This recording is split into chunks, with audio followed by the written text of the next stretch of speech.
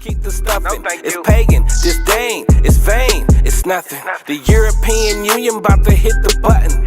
And I feel sorry for you if you think the Lord is bluffing. That's why I hit the booth and I tell the truth. Are you fishing with the truth? Homie, where's your fruit? If the Most High is your rock, don't treat him like a side piece. Come in this truth plan and treat you like a side piece. He's the God of mercy and wrath. So do you want to fly or do you? Okay, Shalom Israel. Shalom. Welcome to class again with the Israelite School of Biblical History and Practical Knowledge. We're going to go ahead and get this class rolling. We'll give out our little information until everybody peels in, and then we'll go ahead and is the volume on? Yeah. Testing. Yeah. Okay. Yeah, we'll give out our little information until everybody gets in, and then go ahead and get into questions. If you have no questions, we do have a class prepared for brothers and sisters. Shalom, shalom to everybody online. Excuse me. Whoa. For the new people, we do have classes here local in Norfolk. We have classes in Houston, San Antonio.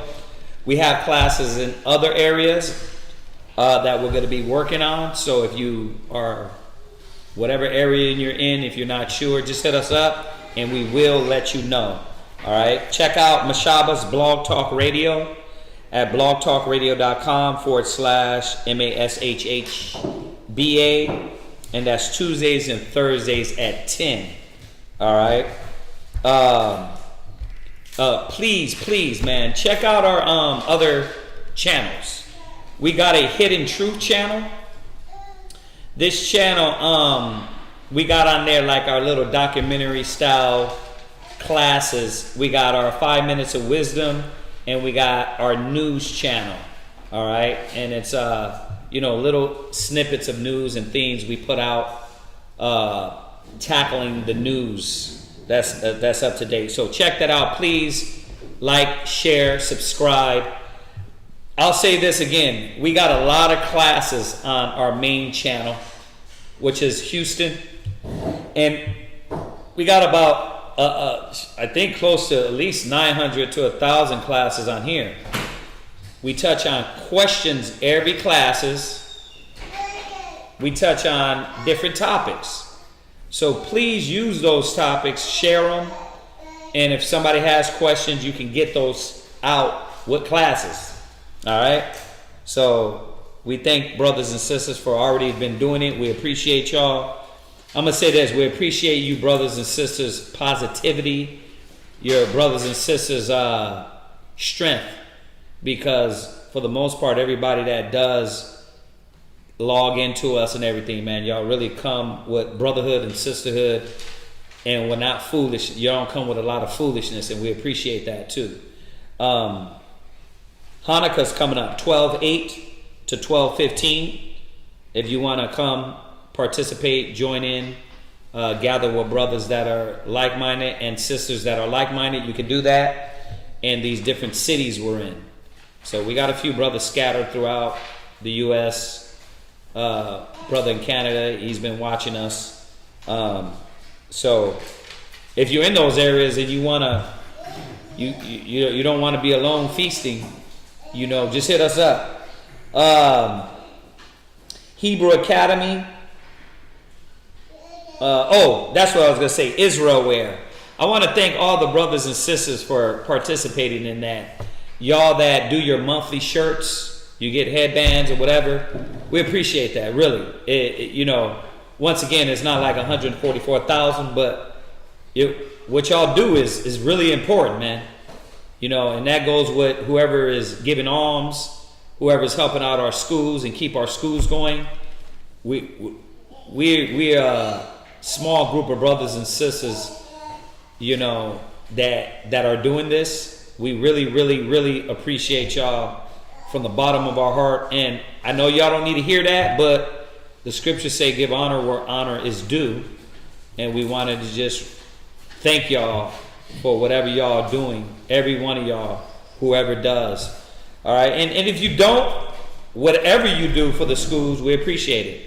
and I know that's seen by the Most High. All right. So Israel, where I wanted to remind y'all, thank y'all for that. Hebrew Academy, we have Tuesdays, Wednesdays, and Thursdays. Tuesdays and Thursdays in Houston's, and Wednesdays here online. All right. We have my number, Quatazop's number up there. Anytime you want counsel, you want to chat, rap, after class, you can hit us up, text, or call. All right. And for the most part, once again, I know all you brothers and sisters that been with us know this, but this is for the new brothers and sisters that don't know that we are at your service, so you have that access to us. If we don't get back to you, we will. Just ask brothers and sisters. You know what I mean? You ain't going to go more than one day if we miss your call or communication. Once again, the alms and all that, we thank y'all, and whoever's doing that, we thank y'all. That information is up there if you do want to help out our schools. All right. Other than that, let's go ahead and open it up with questions. If we got something quick on there, do we? Yeah, we got one question. What's that? From Rochester. Mm-hmm. It says, break down Matthews 24 and 28, please. 24, 28. Let's go there.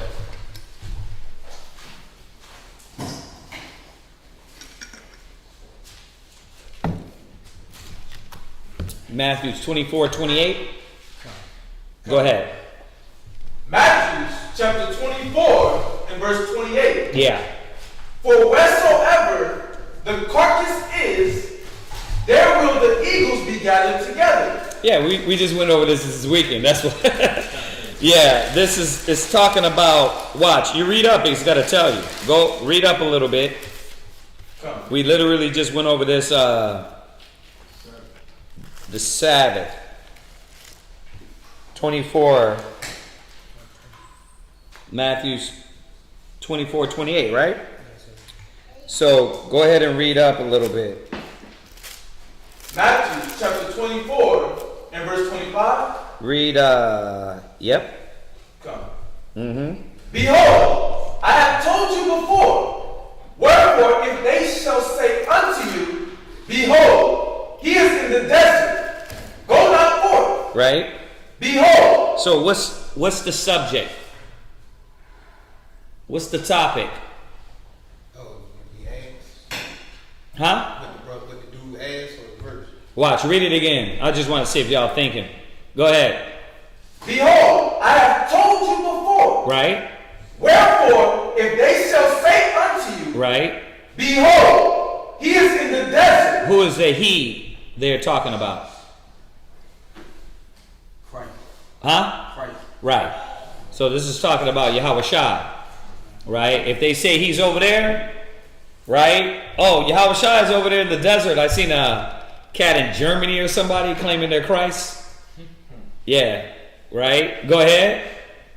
Go not forth. Go ahead. Behold, he is in the secret chambers. Right. Oh, Yahweh Shai is over here. He's with these brothers. Right? Man, he appeared. Right? Go ahead. Believe it not. For as the lightning cometh out of the east, and shineth even unto the west. Right. So, what is the subject talking about? He coming from the east to the west. Right. But who is it talking about? You said it. Yahweh Shai. It's talking about Yahweh Shai. Yahweh Shai is what?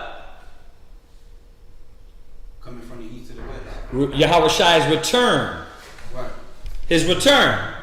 So, if somebody try to deceive you and say, look, behold, Christ is over here, he's over there, we're not to believe that because as what? For as the lightning cometh out of the east. When you see that lightning, who sees that lightning? Everyone. Everybody. Right? So the subject is talking about what? The coming of Christ. Everyone will know when he's coming. There you go. So you see why I read up a little bit? Because it tells you the context of what is being talked about as it gets to where they're asking about. You see that? A lot of times you got to just read up within the context of the chapter.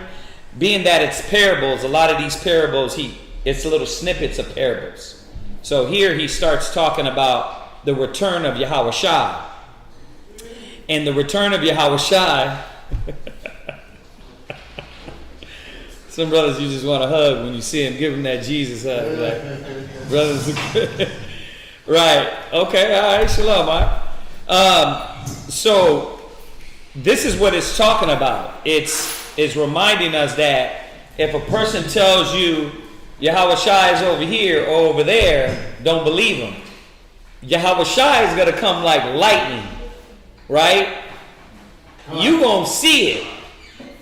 You know what I mean? You could be all the way across the city. You going to see it. Everybody's going to see it. So now that we know what it's talking about, we're going to understand what they're asking about. Go ahead. Matthew chapter 24 and verse 27. Go ahead. For as the lightning cometh out of the east, right, and shineth even unto the west, right, so shall also the coming of the Son of Man be. So that's how you're going to see that's how you're going to see Yahushua. Everybody's going to see.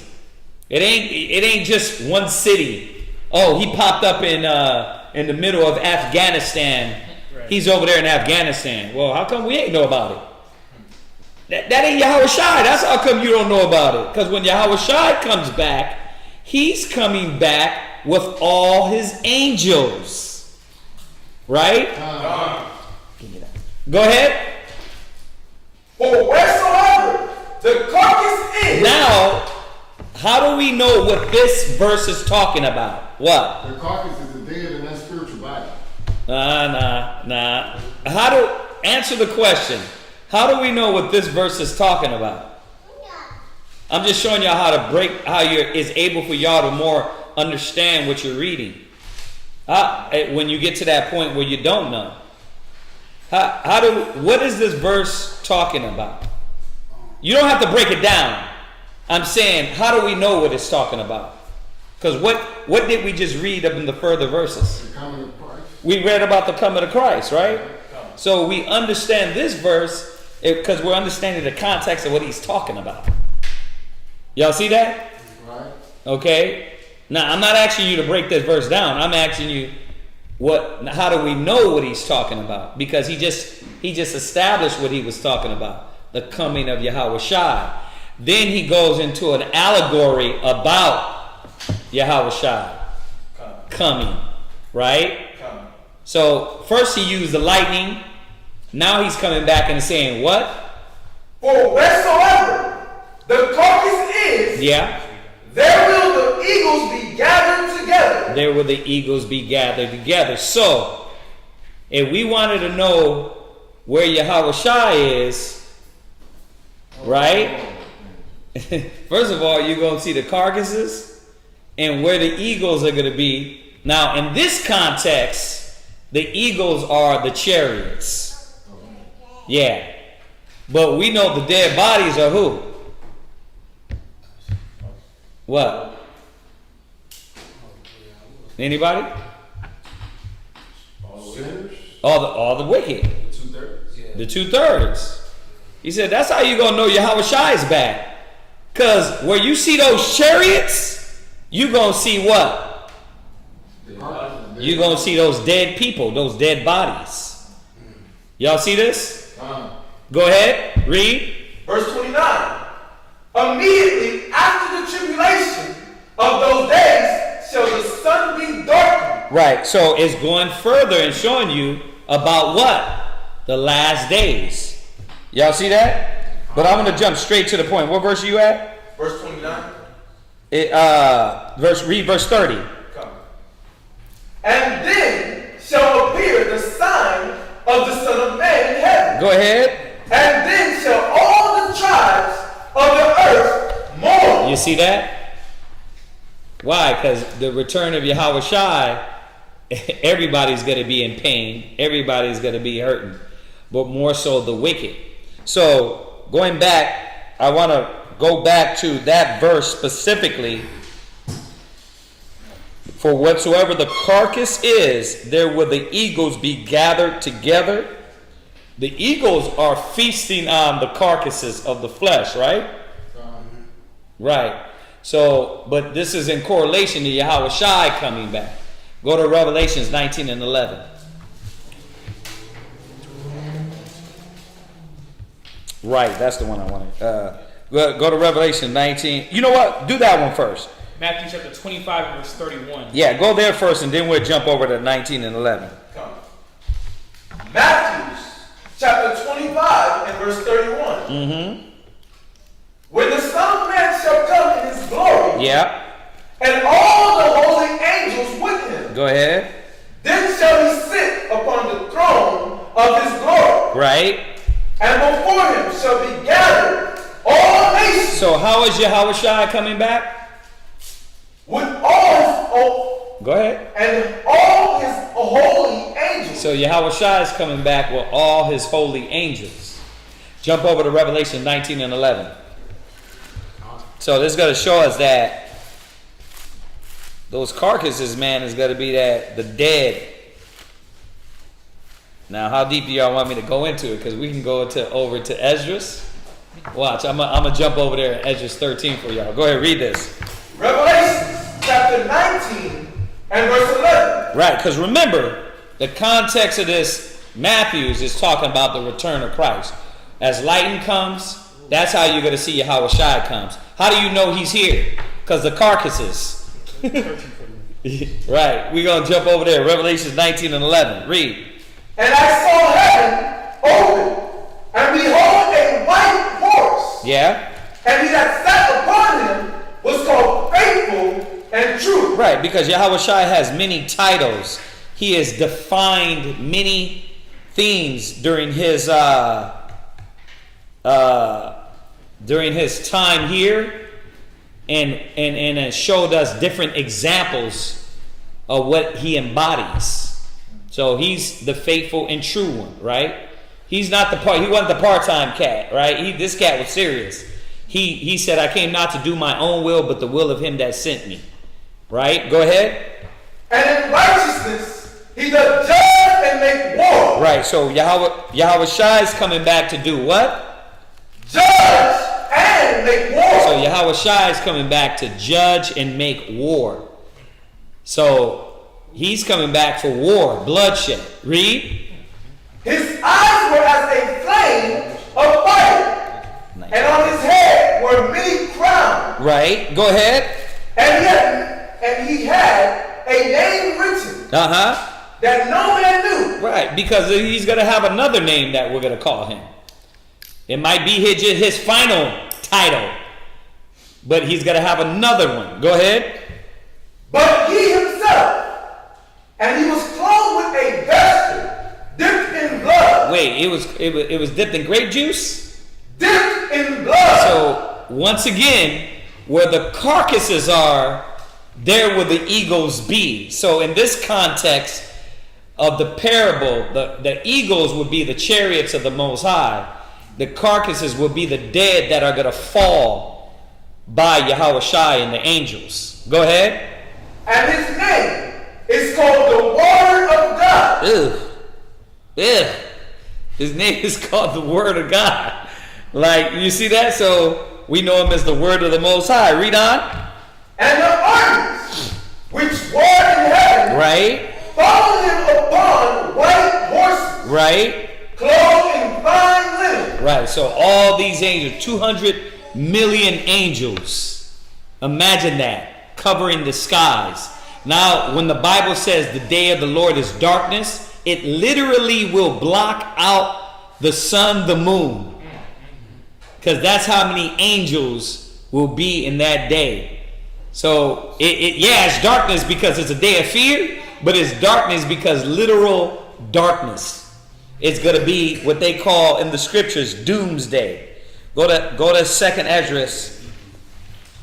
Well, Matthew chapter 13 and verse 4. No. It's 2nd Esdras.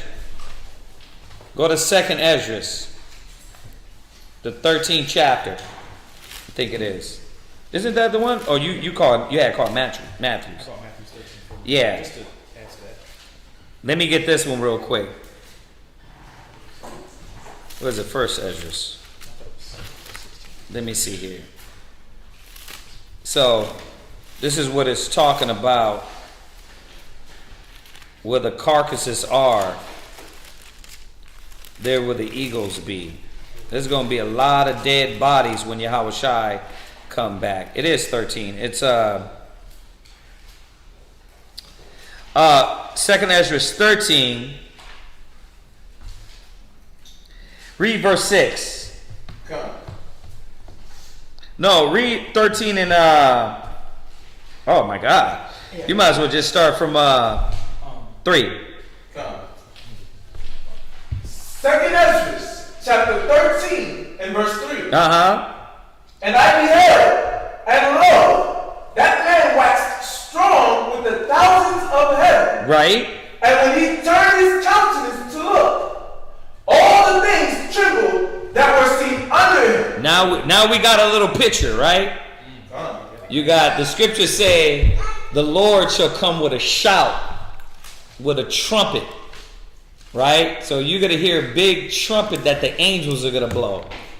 You know what I mean? You know how the white man has that, you know, the horns in the city, right? You hear that war horn? Imagine the horn of the Most High. You hear that? But imagine, I mean, could you really imagine a trumpet of the angel sounding where the whole earth hears it at one time? What? I live by a nuclear plant, Riverbend nuclear plant. For 24 miles around, they have the horns that blow every Wednesday at 10 o'clock. Yeah. And that's something. Yeah. Oh, right up your back.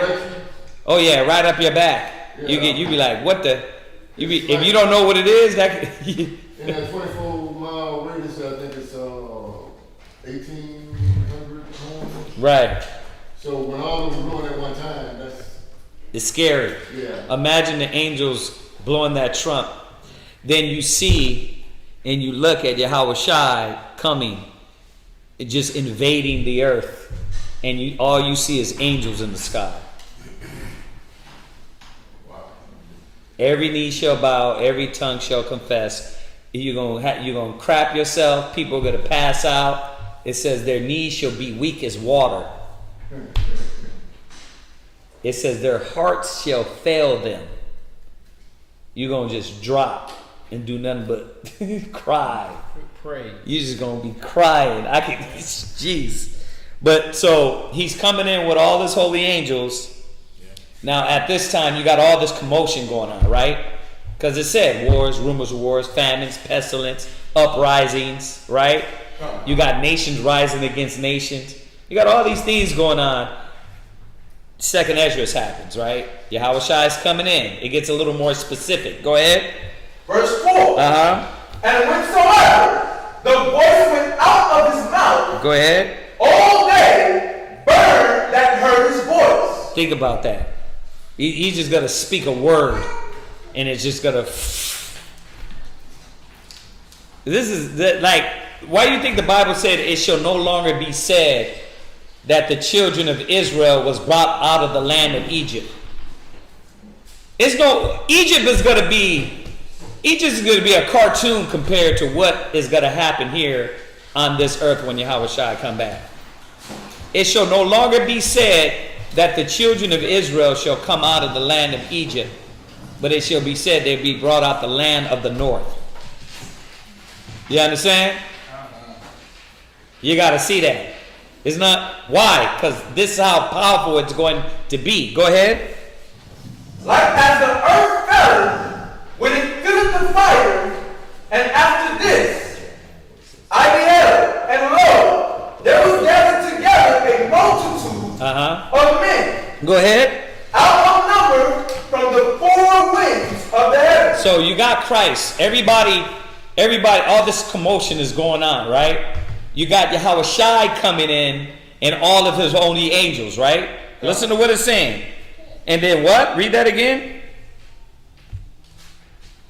And after this I beheld, right? And lo, there was gathered together a multitude of men, right? Outnumbered from the four winds of the heavens. So they're seeing all this, but all nations get in their jets, get in their firefight, their jets. The nukes is aimed. Everything is aimed at Yahweh Shai to do what?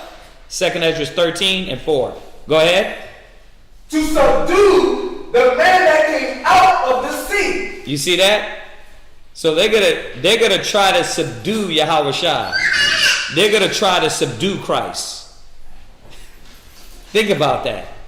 Why? Because all nations were told they're green men. So when they see these chariots, they see these black men coming out of the heaven, they're gonna lose it. What? Go ahead. Verse 6. But I beheld, and lo, he had raised himself a great mountain. Go ahead.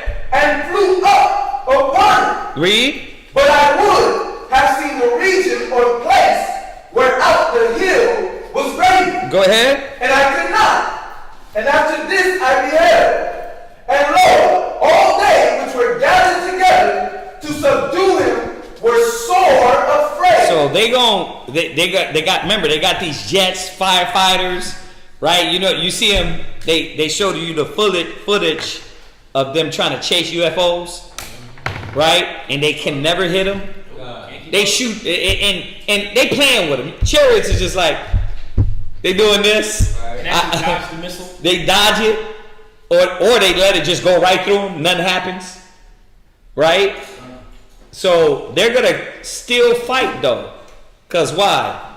The pride of thy heart have deceived thee, right? Everybody that joined the military, what are they gonna be doing?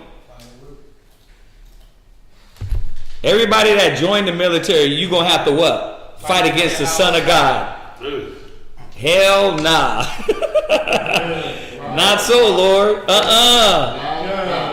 Nah. Because who do you think they gonna call? The aliens are here. So what are they gonna do? Strap up. They're gonna tell you to strap up. And you're gonna have to what? Watch the wall. What is it? Hold the wall. Hold the wall. The watch. Yeah, Watch. you're holding the watch now for Esau. Yeah, you got to hold watch. Yeah. So the mark is in your forehead. You think like them, act like them, talk like them. And when they want you to do it, you will put forth the works in your hand. And you have the mark of the beast. You think like them, you act like them, you walk like them, you talk like them, and then what? You will perform the job and the duty for them. Right? Go ahead.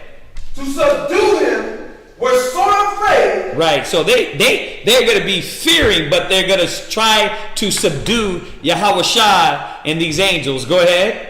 And yet there's fight. Yeah, and yet, but they're going to still fight. Read. And lo, as he saw the violence of the multitude that came, he neither lifted up his hand nor held sword.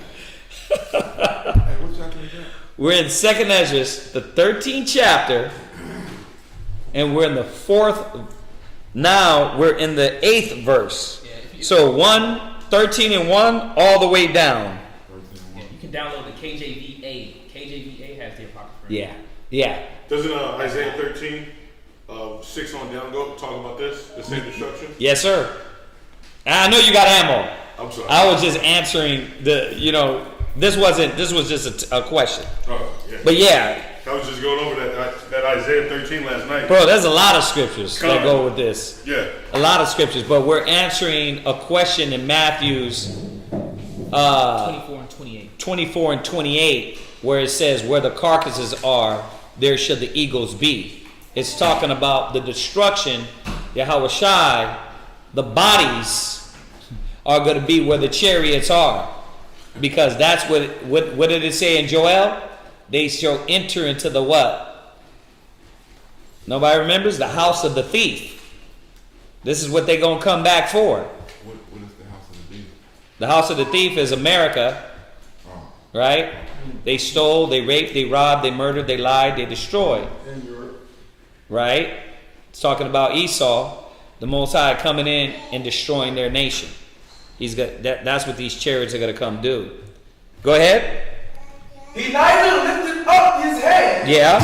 nor held sword, nor any of war. Read. But only I saw that he sent out of his mouth as it had been a blast of fire. It tells you in I think it's Habakkuk that it said he had beams, horns coming out of his hand. So think about that. You got fire coming out of his mouth and beams coming out of his hand. Like little instances in the Bible, it starts to portray how Yahweh Shai is going to come back. He ain't going to lift up a weapon. He don't need a weapon. What? When he say he coming like lightning from the east to the west. Meaning for everybody to see. Yeah, from the east to the west, meaning everybody's going to see. It ain't going to be him in a tunnel or like, remember what it said earlier in that verse? It said, oh, he's over here. Oh, he's over there. No. When you see Yahweh Shai, you're going to know because he's going to be seen in the heavens coming from the east to the west. Meaning east to west covering everything. Covering everything. So everybody can see. Everybody's going to see. Now, I always like to bring out, remember, how tall does he have to be for us here, for him to come in the east and for us to all see him? The whole earth at once to see him. How tall does he got to be? So imagine this. They're going to be trying to kill giant angels. That shows you, man, Esau got some cojones. Not only them, but the Most High is going to put that spirit on them because it'd be whack. It'd be whack if they just ran and hide, right? So it's telling you here, that spirit that's going to be on them, they're going to be afraid, but they're still going to go try to fight against him. You see that? Yeah. So It's just how it was funny you brought that up. At different times, you know, it'd be different. Now I ran across different interpretations of that. A lot of people try to put a spin on that, like from the east to the west. You know, we in the west. They do say he coming to, you know, destroy Babylon at some point. So he coming from the east to the west, and you know, we the dead clouds, and then you know about the eagles or whatever, because a lot of times, you know, eagles in the Bible representative of Esau or the Romans.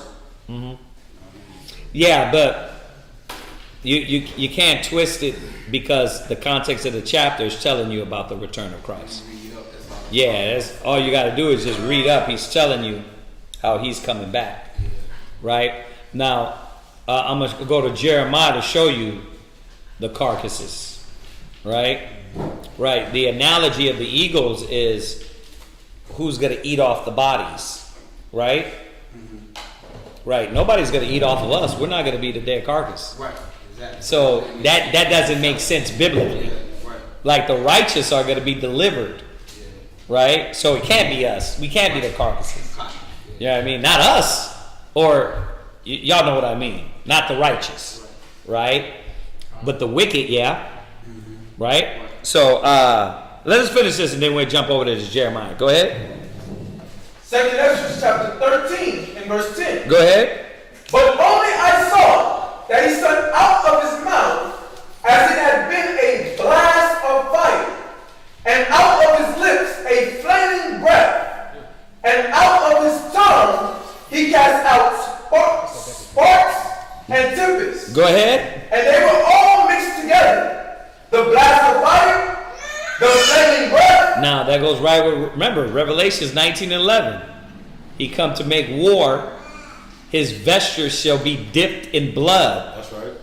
Right? Right what we just read earlier. Go ahead. And the great tempest. Go ahead.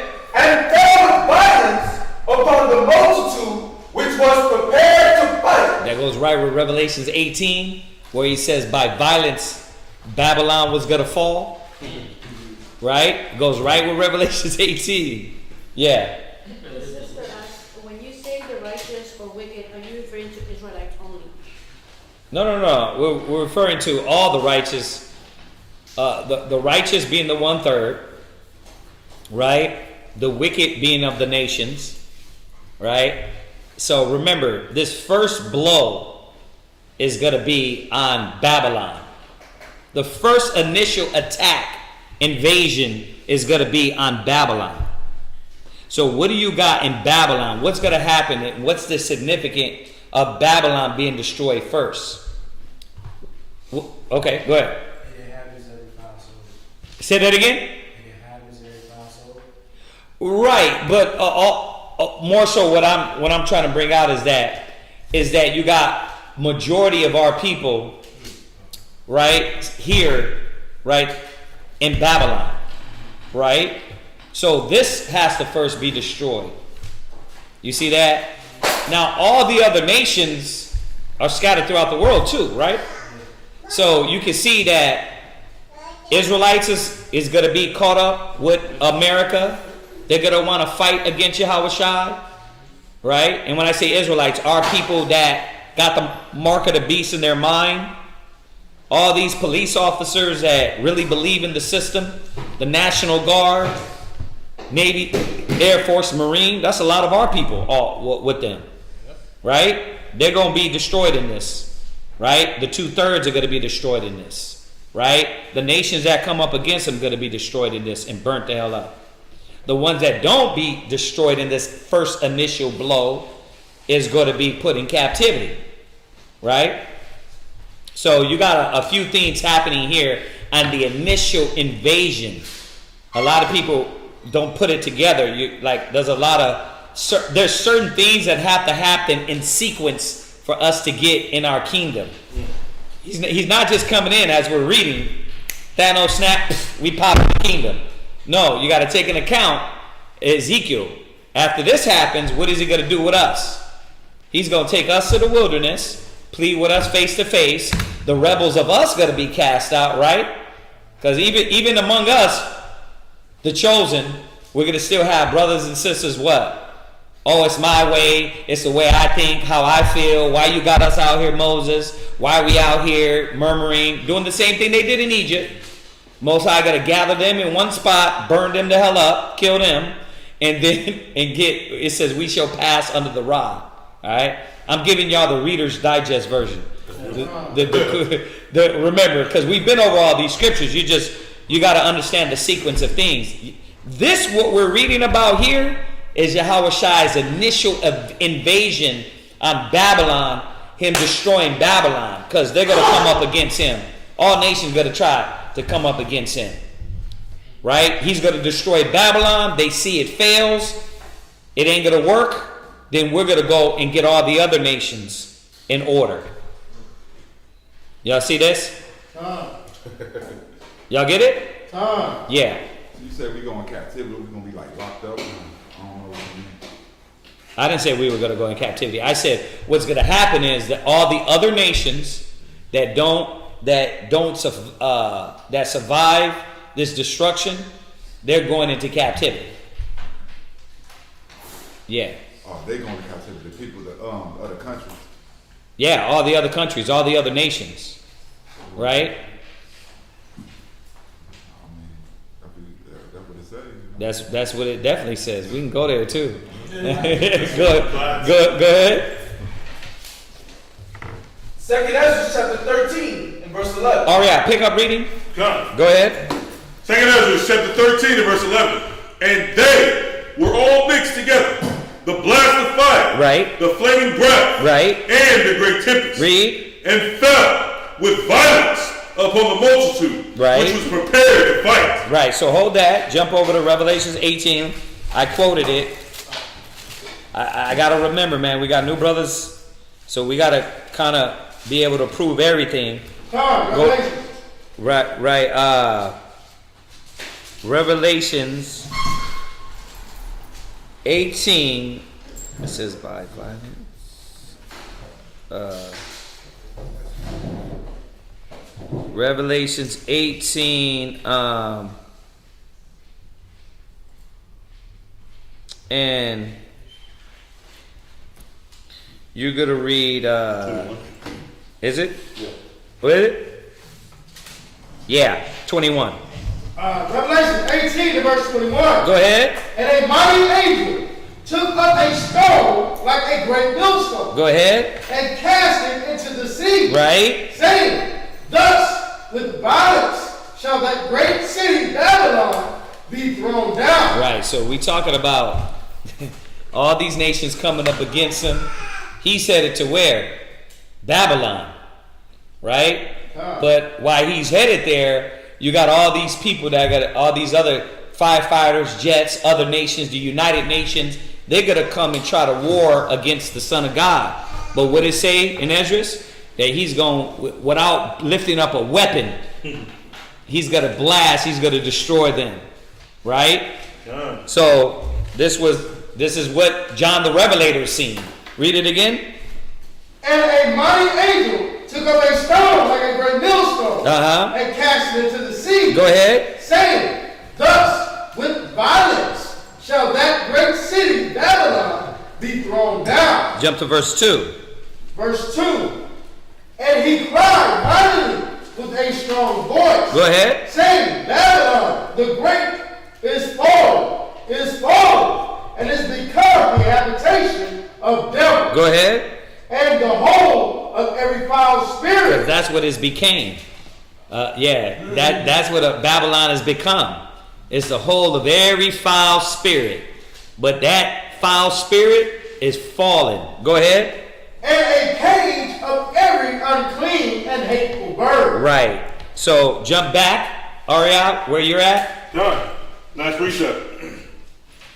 And burn them up on every one. Go ahead. So that upon a sudden of an innumerable multitude, go ahead, nothing was to be perceived. Right, so everything was destroyed. Go ahead. But only dust and smell of smoke. When I saw this, I was afraid. Right, jump to verse 18 in Revelations. Verse 18. Go ahead. And cried when they saw the smoke of her burning, saying, what city is like unto this great city? So when you got him, he's destroying the people. He's destroying Babylon. This is what John the Revelator was seeing. The same thing that Ezra seen. Same thing that Isaiah seen. Same thing that Jeremiah seen. The prophecy of Babylon falling. Babylon the Great. Because the old Babylon, during the time of Revelations, think about it, it's already fell. So why is he using the key words Babylon? It's already fallen. He's already in the Greco-Roman Empire. Right? Babylon is way done. He's talking about that the daughter of Babylon, that great whore. That's right. Right? Extending from the Greco-Roman Empire, right? The Roman Catholic Church by the way of Europe all the way to America. Yeah, the new evil. Exactly. Go ahead, finish the Apocrypha. Go ahead. Verse 12. Afterward, I saw the same man come down from the mountain and call unto him another peaceable multitude. Okay, then it goes in, because now what he's doing is jumping from where he's talking about is going into Revelation 7, where John the Revelator said, and behold, I seen another multitude. Ezra is saying the same thing. He's seen another multitude, the peaceable multitude, which were the 9.5 of all nations, kindreds, and tongues. So, yeah, I mean, we can keep going and going. It's a lot of information about the destruction. And then putting it in sequence is better, because brothers and sisters don't get the sequence. Well, how, when, what's going to happen? Well, if you read the scriptures and you put it all together, you find out first thing that's going to happen is the trump, right? Or let me start back. The first things that we know is going to be happening is wars, rumors of wars, pestilence, right? Earthquakes, famine, as in the days of Noah. While that's all happening, you got what? Everybody getting drunk. Yeah, they keeping in marriage. Brother, what about your rib? Hey, well, we got to get this, we got to get that, we got to get this money, right? As in the days of Noah, they're not paying attention to all this. Mm-hmm. Then what happens? He says, as a thief in the night, the last trump was going to be blown, right? Psalms alludes to noonday, the noonday, right? So you hear the trump. Another scripture alludes to the winter, right? So it's a lot. You hear that trump. Yahushua comes in, Revelations 19:11, 2nd Ezra 13, Thessalonians. He's going to come in with his mighty angels and what? judge and make war.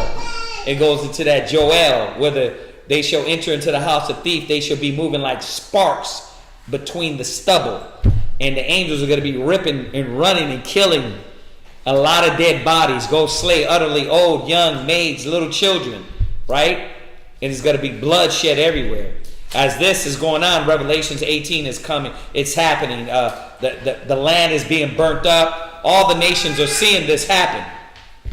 So there's a lot of scriptures, but you got to put them in the right sequence to be able for it to understand it. Yeah. That was Zechariah 5 and 4. What's that? Entering into the house of thief. Right. Zechariah 5 and 4. You're probably right.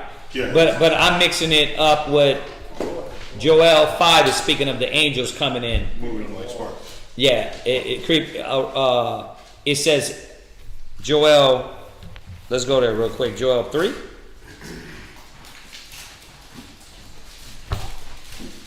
Joel 3. And hold on. 2. There you go. Right. Joel. 2. You don't have to go. We're not going to go through it. I'm just going. Joel 2, right? The day. It says a day. Where is it at? Verse 2 and 1. For the day of the Lord cometh, for it is nigh, and it is at hand, a day of darkness and gloominess. So this whole chapter goes right with it, right? It links up with that Revelations. It links up with all these scriptures showing the return. So we'll go over that. We'll go over that when we get a chance. Yeah. You did a 3-part. I did a 3-part series on this, like literally putting everything within sequence of how things are going to happen, even going down to showing the scriptures how Russia's going to be involved, because we know that Russia's going to be a part of this the main disruption before Yahweh Shai comes in. So I even go over all of that. Yeah, so y'all should check that out. A lot of scriptures came out. It was a 3-part class. It went long, so it's a lot. All right, what else we got on there? No questions. The carcasses. Jeremiah what? Jeremiah chapter 9 and verse 22. 16 and verse 4. Let me see here. 16 and verse 4.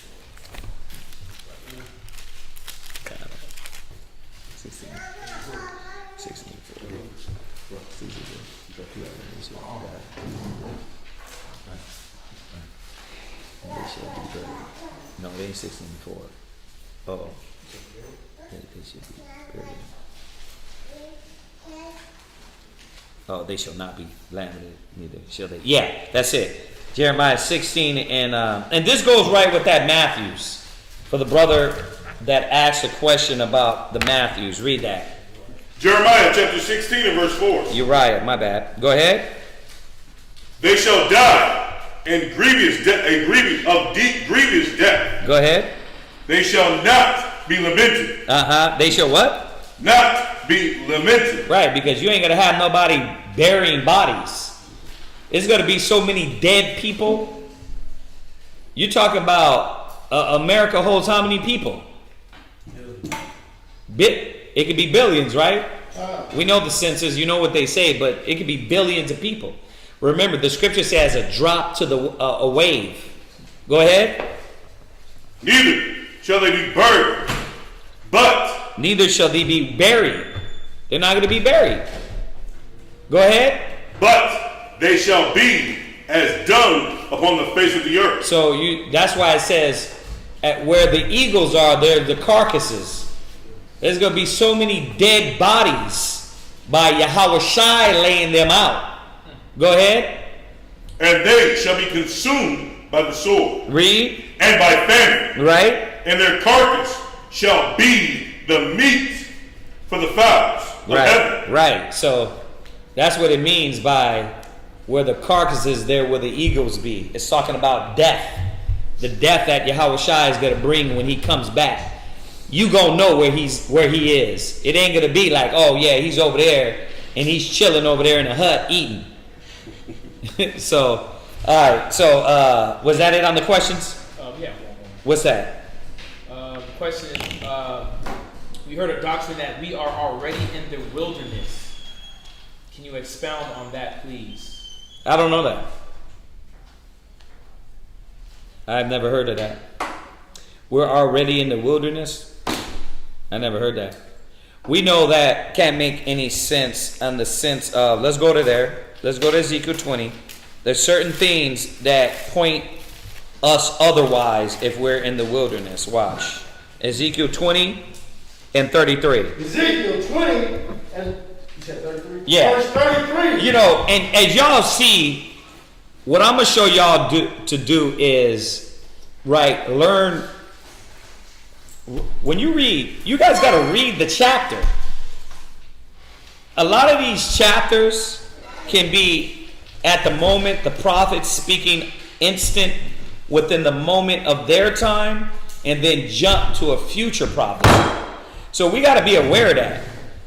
So you got to read these chapters, and you'll know what brothers are saying, if it's correct or not, because it's got to be based in the context of the scriptures and the chapter. Like, you can't just make something up. You know what I mean? To try to fit you. Why? Because it won't agree with the other precepts of the Bible, one, or it won't agree even with the topic, the subject of what's in there. You know, like for instance, like I won't use God so loved the world. I'll use Jeremiah 14. like the law is done away with, right? Like, you already know that biblically, based on what Paul was saying, that the law can't be done away with. So you already got a concept that the scriptures are against the law being done away with, right? So you already know that from the door. So when you go and read Paul, and he's speaking about the law, that righteousness doesn't come of the law, you know it can't be saying what? The law's done away with, right? So you got to know the scriptures. You got to know the Bible before, and nobody can play the game on you. Like, watch this, read. Ezekiel 20 and 33. Go ahead. As I live, said the Lord God. Go ahead. Surely with a mighty hand. With a what? Mighty hand. Read. And with a stretched out arm. Right. And with fury poured out will I rule over you. Stop. So if that means that we are already in the wilderness, what has to be happening then? What?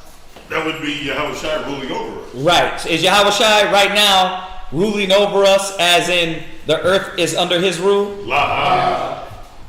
Conversation done. See how easy it is? I don't even have to read down in the chapter. If you just read, you see that, wait, that don't make any sense based on the context of what you're talking about. Like, wait a minute, we're in the wilderness already. Well, there were certain other stipulations that go with that. Y'all get that? So it couldn't be that. But let's play with it. Read on. And I will bring you out from the people. Wait a minute. Did he bring us out from anywhere yet? Are we still in Babylon? Okay, strike two, right? We can't be in the wilderness. Right? Read. And will gather you out of the country. Has the Most High gathered us out of the countries? So we still scattered through the four corners of the earth? Strike three, right? You see how when you just read the context of the verses, that what we do is we go off of what people are saying instead of studying and reading the actual just verse. And you will see, well, wait a minute, that doesn't make any sense. Go ahead. Wherein you are scattered. Go ahead. With a mighty hand. And with a stretched out arm. Go ahead. And with fury poured out. Has the fury of the Lord been poured out upon all nations? All that stuff we just read about, 2nd Ezra, Revelations, Joel, Zechariah, has that happened yet? Okay, so has the fury of the Lord been poured out? So we can't be in the wilderness. Go ahead. And I will bring you into the wilderness of the people. So if I were just to read 35 without jumping up, that's the only way I can get it. But you can't just do that with scriptures, like read in the middle of a scripture and then choose that scripture to fit what you're saying. It doesn't work like that. You got to be in the context of the chapter. That's why I had y'all read up read up in Matthew's. So just teaching y'all how to be better scholars, man, and better brothers learning the correct way. Like you can't just that's what Esau does. You know what I mean? For God so loved the world. See, but you didn't even read the whole. You didn't read everything what we're saying. Like it don't work like that, right? It don't work like that. You have to read the whole Bible to understand what it's saying. So hopefully that helps y'all on that. I've never heard that before, but that kills that right there. All right. Is there anything else? Okay. All right. Where are we at? All right. So we're going to jump into this class real quick. So nobody got any other questions? We got only an hour left. So we're going to go through script. Yeah. I'm sorry. So I want to say I don't got my phone, so my cousin he sent me a long list about a whole bunch of questions. He had. Okay. But I only remember one. And he was like, "What does it mean to be alone?" Alone? Yeah, it's like I mean I noticed from him like he's just been when he says he's alone there. You know what I'm saying? He's friends deserted him. You know what I'm saying? He's just been alone. So he's just trying to figure out like what does it mean? Like, is he talking about from a biblical standpoint, or is he just talking about alone? Like, I guess a biblical standpoint. What does it mean to be alone? I mean, you got to get a little more specific. Like, is he asking about a scripture? I'm gonna just have to go get my phone. Yeah, you got to, because I mean, it sounds like a saying. You sitting around a cup of wine. What does it mean to be alone? You know, I think therefore I am. right. Like you got to get a little more specific when you talking about biblically. Okay, what you got? Well, just the one question, right? Let's start with that. Yeah, paraphrase. Honestly, all he said was what it means to be alone. So I guess he's just being. Is it wrong to be alone? Yeah, basically. Is that what he's asking? Mm-hmm. You sure? Yeah, pretty sure. Is it wrong to be alone? Yeah. Yeah, it's wrong to be alone. We know that. Let's go to where we at, Arya? Where we at? Ecclesiastes chapter 4 and verse 9. You mean Ecclesiastes? You did Ecclesiasticus. say no, Ecclesiastes. Yeah, you said Ecclesiastes. Yeah. Ecclesiastes 4 verse 9. Yes, sir. Ecclesiastes 4 verse 9. Got it. So when we talk about this alone theme, what is you want to expound a little bit more? I'm gonna just let you read. No. You gonna have to tell me. Tell me. I mean, that's really what he's saying. Like he's in Seattle by himself. So like he ain't got a family here. So he's just trying to see like what it means to be alone. Like, what is basically what is this journey that God bringing him on by himself? I guess. Okay, so it's more so, what is the journey on, or is it wrong to be alone? More so the journey. Okay. So where's this journey taking him? See, we would have to rap to him. Yeah, that's all I'm saying. Yeah, we would have to rap to him to get specifics on that, on what he means and what his mind is, because I don't want to just shoot in the dark about his question. Why the Most High got him alone? It could be that. Yeah, he's saying why the Most High got him alone. Yeah. Well, what is he doing? Is he a man of the Lord? Yeah. Yeah, he knows he's a Hebrew Israelite. He knows he's keeping the laws. Yeah, that's the one that came here with me today. Okay, so what it means to be alone, that's what the Most High called us. We're going to be separate. To be sanctified is to what? What, Arya? Wash, cleanse, and set apart. So, I think he's going through the motions of that, honestly. huh? I think he's just going through the motions of that. Yeah, but what he got to do is get around like-minded brothers. Yeah. You know what I mean? What city is he in? Seattle. Seattle? Washington. Yeah, get him in watch class. You know what I mean? I say he watching this week, so. He does? Yeah, but he ain't up there now because they're 3 hours behind, so he at work. Got you. He always catch the class late, so he can't ask any questions. I got you. Well, he can. Tell him, log in our number and just hit us up. Say, hey, could y'all go over this? Okay. You know what I mean? And then we'll go over it for him. He can always go look back. But remember, the scriptures the scripture's about separating us. Go to Matthew 10. Yeah. Okay. Go to Matthew 10 real quick. Hey, listen, I'm going to say this. Whoever thinks these questions don't need to be asked, y'all are tripping. Because any question that y'all ask biblically is on brothers and sisters' mind. How are we going to be able to heal brothers, get brothers right, and deal with their issues if we don't answer these questions? So if y'all like, well, that's a dumb question, there's no such thing. First of all, you got to be able to deal with brothers and sisters. A lot of y'all can't deal with ribs, can't deal with your kids because you don't know how to go into these subjects biblically. So for y'all that think these questions are stupid or that's far-fetched or why are you asking that, you got a problem. All questions are good. I'm going to just say that. And you should be listening if you're going to be a teacher and a priest, because you should want to know how to teach your people. Right? Some of these things weigh down on brothers and sisters. So you got to know these things. You know, some things poke at brothers. Just because it ain't poking at you, that don't mean, oh, you know what, I don't need to know this. I don't need to know this because I'm not dealing with that. Yeah, but you're dealing with something else. And and you never know what things come out within these questions. So please don't have that mind state, because you won't be open for your people to have access. Right? So it's always good. Remember what happened in church. We didn't get to ask nothing. We had to sit there and shut up. You know what I mean? And if we thought against it, if our mind was like, that don't seem right, we couldn't say nothing. So now's the time to get all those things out of your mind. Why? Because you are accountable more now than ever. You're never going to be able to say, well, I didn't know. He's going to be able to say, now you sat there, you heard, you listened. You're accountable. That's why that fire be on brothers and sisters. Because you opened up the box and ain't no closing it. What's that? Do you think fear can run you away from the truth? Like fear?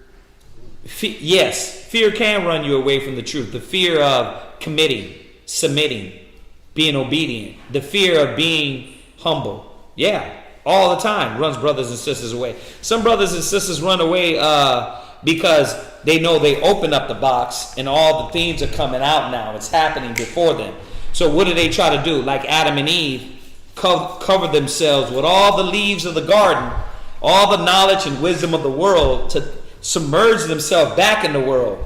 And the Most High is like, no, I see you hiding. Right, they try to distract themselves from what they're supposed to be looking at. Yeah, they try to like act like, you know what, I'm going to go fully back into the world so nobody can see me. You know what I mean? So, yeah, absolutely. Fear can run you away. That's why the scriptures say perfect love casts out fear, because fear bringeth torment. Yeah. I just been feeling like lately, I had another devil day of a friend. And like every time I come to class or something happens. You know? Mm-hmm. I mean, I'm dead serious. Like something just keep happening. We know you're serious. Every day, you know, like. Oh yeah, it's gonna keep happening. And it's like I gotta start coming to class. I mean, I don't want to. But how many of y'all is going through the same thing he's going through? It might not. You see how many? Look around. See, you're not. And I'm not saying this in a bad way. You're not special. Everybody's going through it. Why? Because y'all came and said you wanted to learn. Now the Most High is going to open up your eyes and see what is going around you. You either can fall into that or fall into the scriptures and the Most High. So he's always giving us a chance to choose life and death. It ain't only you. That's what, all 7 brothers. You see that? I got all of them on, I ain't gonna lie. I bet you did. But no, you know how we know it? Because we talk to everybody. So we understand what everybody's going through. But the problem is this. You got brothers that are going through it and seeing it, but like it and want to keep dealing with it. Then you got some that are running the hell away from that. Like it says, run from sin as if you're running from a serpent. But you got some cats still what? Playing with it. I'm going to play with fire. So what is the Most High doing to you? Why is he showing you these things now? I don't know. I'm scared to sit, bro. I ain't something, bro. You're good. Stuff too real, man. It's too real. Go. I'm gonna show you why he's showing you, and we're gonna jump back to the other one too. Go to Ecclesiastes real quick. This is what he's showing you, and I just quoted it. Ecclesiastes. This is what he's showing you. Yeah, we got the other brother, man, Jonathan. You see, he's not here. He had like 5 family members die within the first.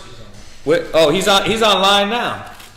Why? Because he's battling, right? Physically, his physical body issues with that body, but he got 5 family members that pass away, 4 or 5.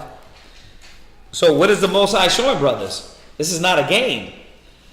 You can keep playing, you can run, you can hide and seek with the Most High, or you can just give yourself and say, you know what? I'm going to follow the path so I won't end up like the world.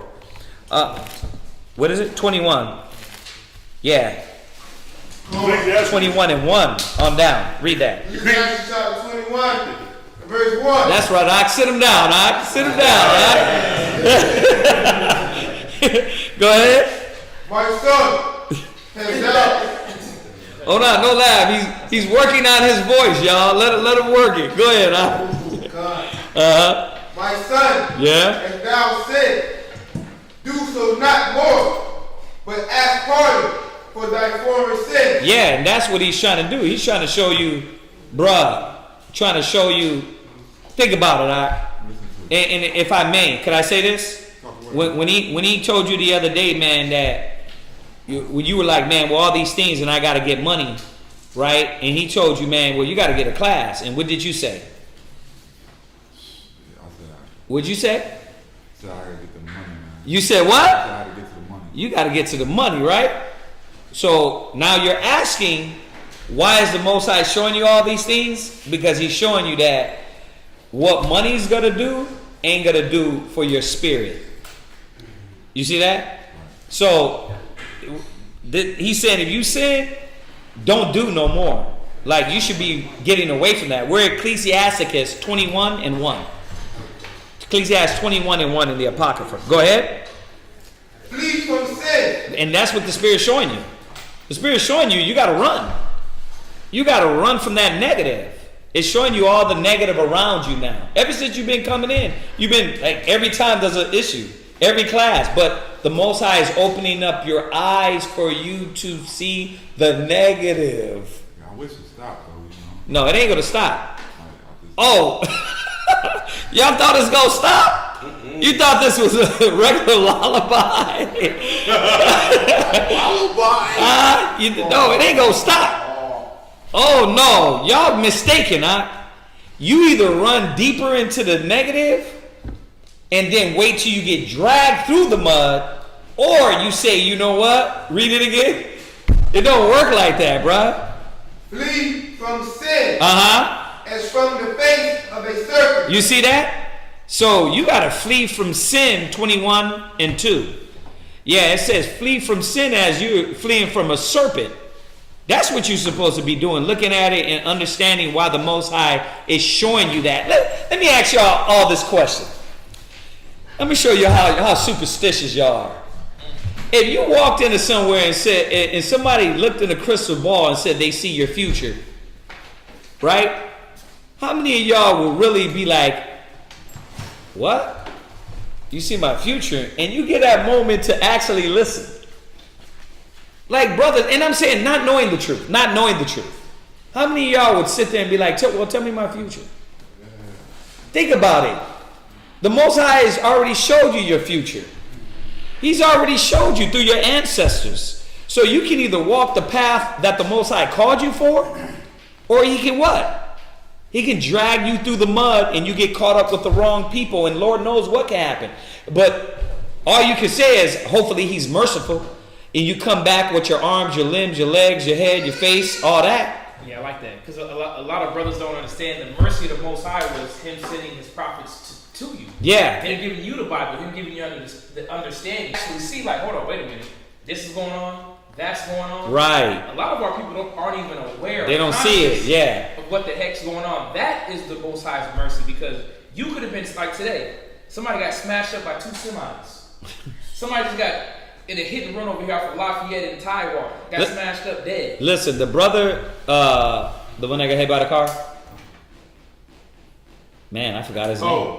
Oh, Sorrel. So Sorrel, if you go look back at our Venice Beach, our Galveston, one video, probably 2 videos we did at Galveston. Right. Sorrel was there.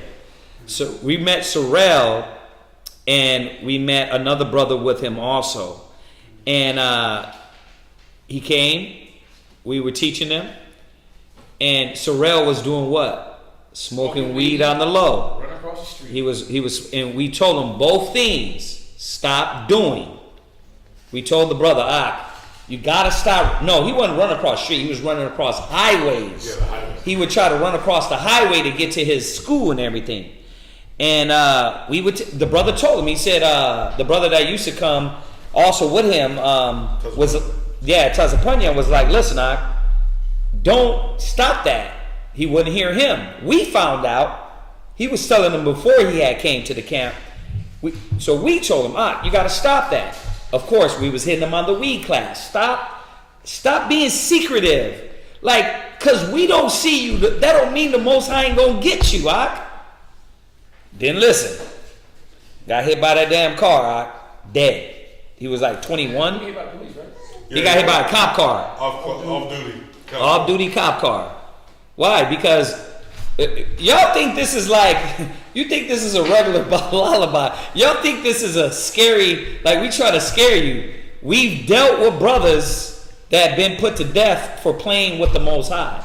But it's on y'all. Like, we're not tripping. It's like we just some messengers. The Most High calls you. Yeah, that's why we don't trip on y'all. When y'all fake and you do the I'm sincere look and you be phony, that's between you and Yahweh Shah.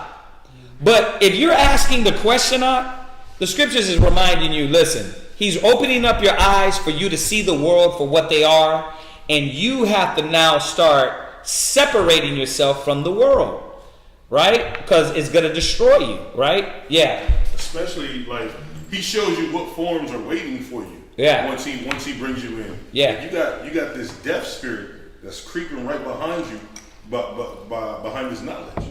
That's nothing to play with. That's not. Like, if you start seeing death around you, it's like, that's weird.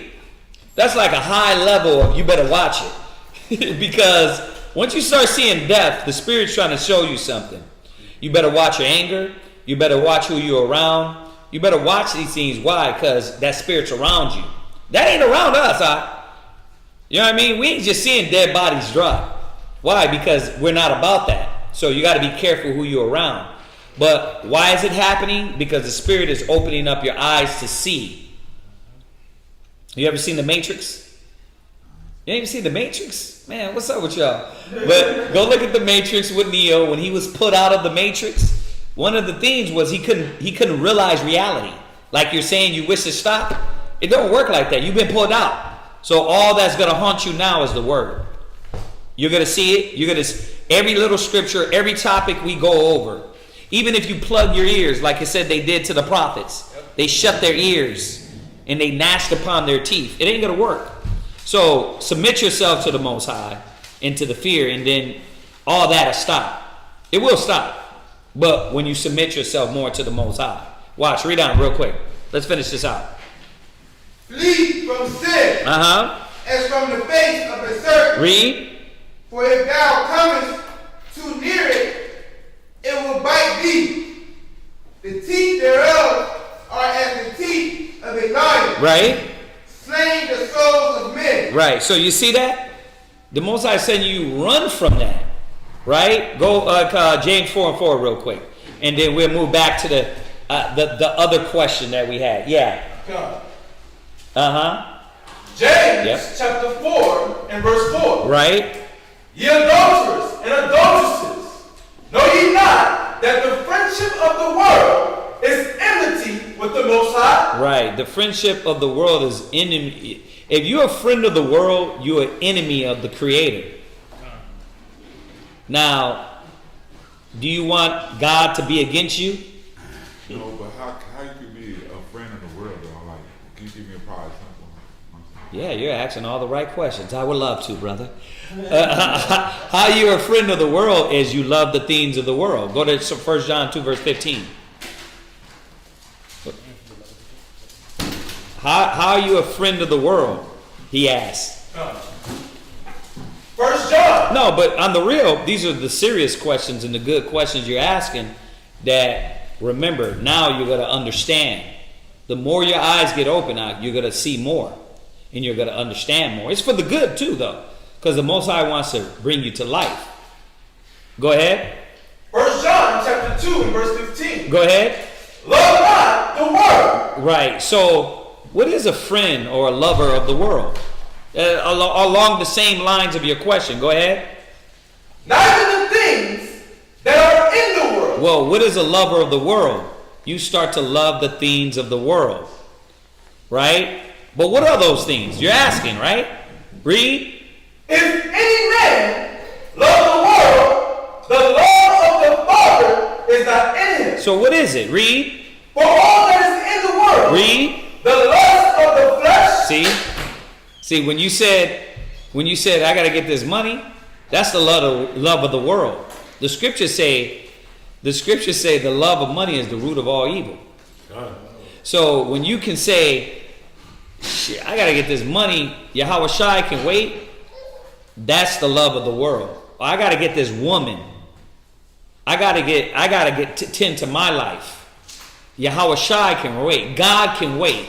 That nigga can wait for me. When I'm ready, that's the love of the world. The lust of the what? And the lust of the eye. No, read it again. Stick with me. Come on. For all that is in the world. Nah, read, Ariel. Come on, somebody read for me. Go ahead. The lust of the flesh. The what? Lust of the flesh. The lust of the flesh. So that's what's in this world, right? You want to get what?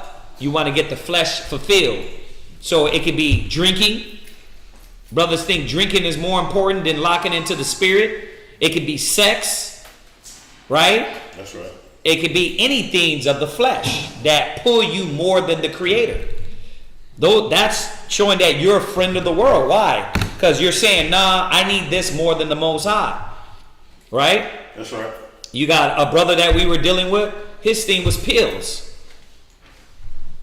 That was more important to him than humbling to the Creator of the Most High. We were like, nah, that's your God. Go ahead. And the lust of the eyes. And the lust of the what? Eyes. So when you start to see and always run for what you see and thrive and fight, you see a big booty, I gotta have it. You see a nice car, I gotta have that. Right? The lust of the eyes. Everything you see, you're like, I gotta have it. And then what? What do you do to get it? Anything and everything. You put the energy, the time, the motivation, the spirit, all into to do those things. The lust of the flesh, the lust of the eyes. Go ahead. And the pride of life. And the what? Pride of life. Yeah, some brothers, man, I hear what y'all saying, but I'm working on my degree. I'm working on this. I'm working on that. You know what I mean? I'm working on that. You know.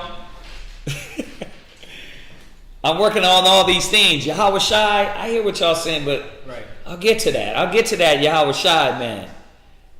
That's the friend of the world. You love that more than the Most High. Right? Go ahead. Is not of the Father. It's not of the Father. Go ahead. But is of the world. But is of the world. So when you become a friend of the world, the things of the world become more important. Watch, we're going to go back to James 4:4. Did you finish that? Come. Right, go back to James 4:4 and let's finish that. Come. James chapter 4 verse 4. Uh-huh. And ye adulterers. Why he's calling you adulterer? Now, he's speaking of as a nation. He's not just speaking like, hey, he knows you committed adultery. He's calling us as a nation adulterers. Because what does an adulterer do? Right, but now, if we're adulterer to the Most High, then what is he talking about? What? Basically, like turning your back, that's the Most High. Yeah. Putting other gods before him. You're right. Both of you are right. What? Putting that flesh, like it goes into the lust of the flesh, the lust of the Right. eye. So you are what? What type of adulterer are you? Spiritual adulterer. You're a spiritual adulterer. Cheating on him, man. Right? You cheating on the Most High all the time. You was talking to me, but now you talking to Susie Q. Right. 1 minute you what? Gun-ho. Man, I got to get this. It's right for my spirit. I can see it changing me. And the next minute is like, nah, but you know what? This needs more attention. That needs more attention. Where you at? Where you at? This is Matthew chapter 10 and verse... Just write it down. Matthew chapter 10 and verse 37. Just write it down, y'all. Go ahead. He that loveth father or mother more than me. Why? Because you're an adulterer. So your family is more important than Christ, than his mission, than his goal, than his duty, than his ministry, than his service. Right? So you got to be careful when those carnal things, the lust of the flesh, the pride of this life, a woman, a car, a house, a man is more important. Your money is more important than the Most High. That means that that's your God, not him. So that's why he says you're an adulterer. Right? Go ahead. He that loveth father or mother more than me, right, is not worthy of me. Why? Because you're an adulterer. You're like, wait a minute. I made your mom. I made your dad. I made that wife. I gave you that car. I gave you that house. How the hell are you worshiping them more than me? I'm the one that gave you and supplied these things for you. You knew it. Right. He has pleasure in the prosperity of the saints. But what way are you going to get it? Through your lust? Or are you going to let me give it to you?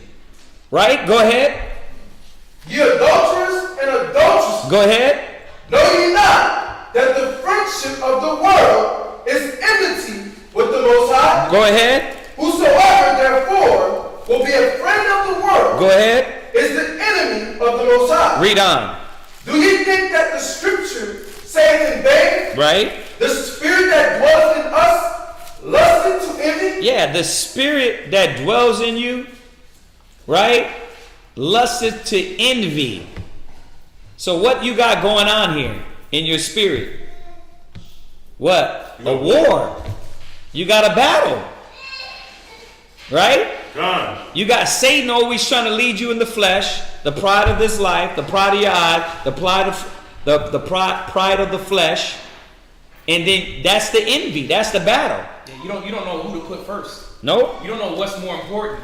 Is it the Most High that gave you all the knowledge, all the understanding that brought you out of your darkness, or is it what I can feel right now? My emotions, my flesh, I can drink, I can deal with this girl. See, but dealing with the Most High is what? Patience, long suffering. See, those are emotions that a lot of individuals don't want to deal with. Right. Patience. So that's why a lot of us go to what? The flesh. Right. Now check this out. This is going to narrow, bruh. This is going to be the most narrowest way to answer your question. Watch what he drops in here. Go ahead. Verse 6. Uh-huh.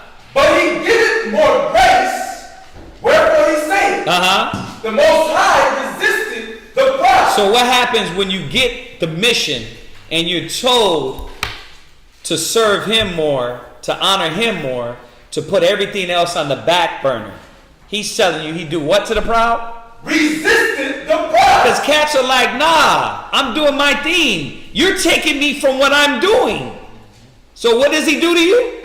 Resisted the proud. And when you look for grace, he don't give it to you. Right? You be crying, you want that rib, you want that car, you want that house, you want that job, you want these things, but you want them more than him. So he do what? Resisted the proud. Read. But giving grace unto the humble. See, and that's the ones that he's going to give and glorify and build. The ones that give it all up for him. Like you. Which one of y'all would deal with a woman that committed adultery on you and that's some top and some other cat? Which one of you going to do that? Unless you an idiot. Like all of a sudden you like, you know what, she topped them all. She had sex with him, you know what I mean? She had sex with him next to my baby, and guess what? I still love her. Dang. Like, really? What the hell? What world are you in? That's an adulterous woman. The Most High don't want that from you. You can't go topping off the nations, loving the world, doing all the things of the flesh, and then come back and be like, what? You know what? Man, Yahweh, I'm back now. He's like, look at your mouth. You dirty nigga, you. Excuse Excuse my language. What's that smell? Yeah.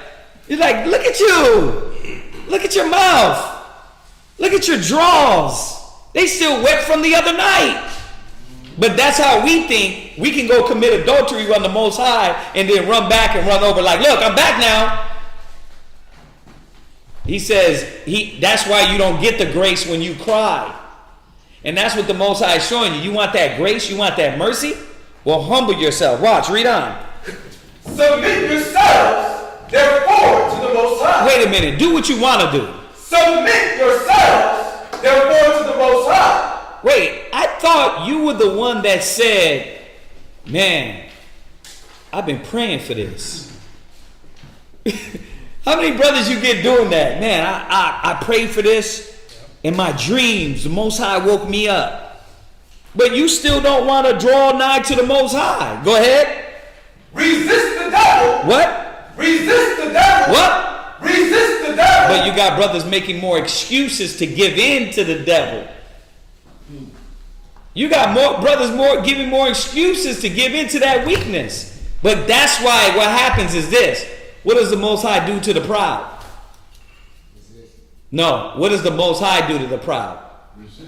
No. What does the Most High do to the proud? The proud for America, Trump. What did he do to him? Lifted him up. And look at him. He gonna have to move out in a few months. Why? Because he let you ride. Oh, you want to do it your way? Okay. He let you ride. Then what? It be all good, and then boom, she leave you. She take the kids. She be like, no, he got a new daddy now. She got a new. She got a new daddy now. We don't need you. And then the heart is far harder. It's harder. But you would have had grace if what? Resisted the devil. If you would have resisted Satan and said, nah, let me give my spirit to the Most High first, he would have been there to say, okay, I'm going to give you grace. I'm going to make it right for you. I'm going to fix it for you. But what brothers do? No. My mama, dear mama, I'm worried. Nah, brother, she said she don't want me to come around. I'm not coming around. My uncle, my cousin, we hanging out. My wife. My rib, we know those. It always comes down to that. My rib, this is more important. Or some brothers is what? Nah, my job, money, right?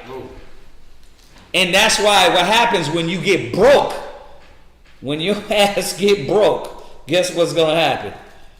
You ain't gonna get that grace to cry to the Most High. When you facing the east, he says, when I cried, you didn't hear. He says, Proverbs 122. No, I'm talking about in Zechariah. It says, when I cried, you didn't hear. So when you cried, I will not hear. Dang, he did say that. Yeah. So this is what the Most High is showing us. This is why he's waking you up. To show you that you got the opportunity. Everybody got grace now. You got grace to act out like a fool if you want. Yep. Right? Is that free will? You got free will. But guess what? Because sentence is not executed speedily, that don't mean it's not coming. So we got to take the grace and run with grace. Go ahead. Resist the devil, and he will flee from you. Go ahead.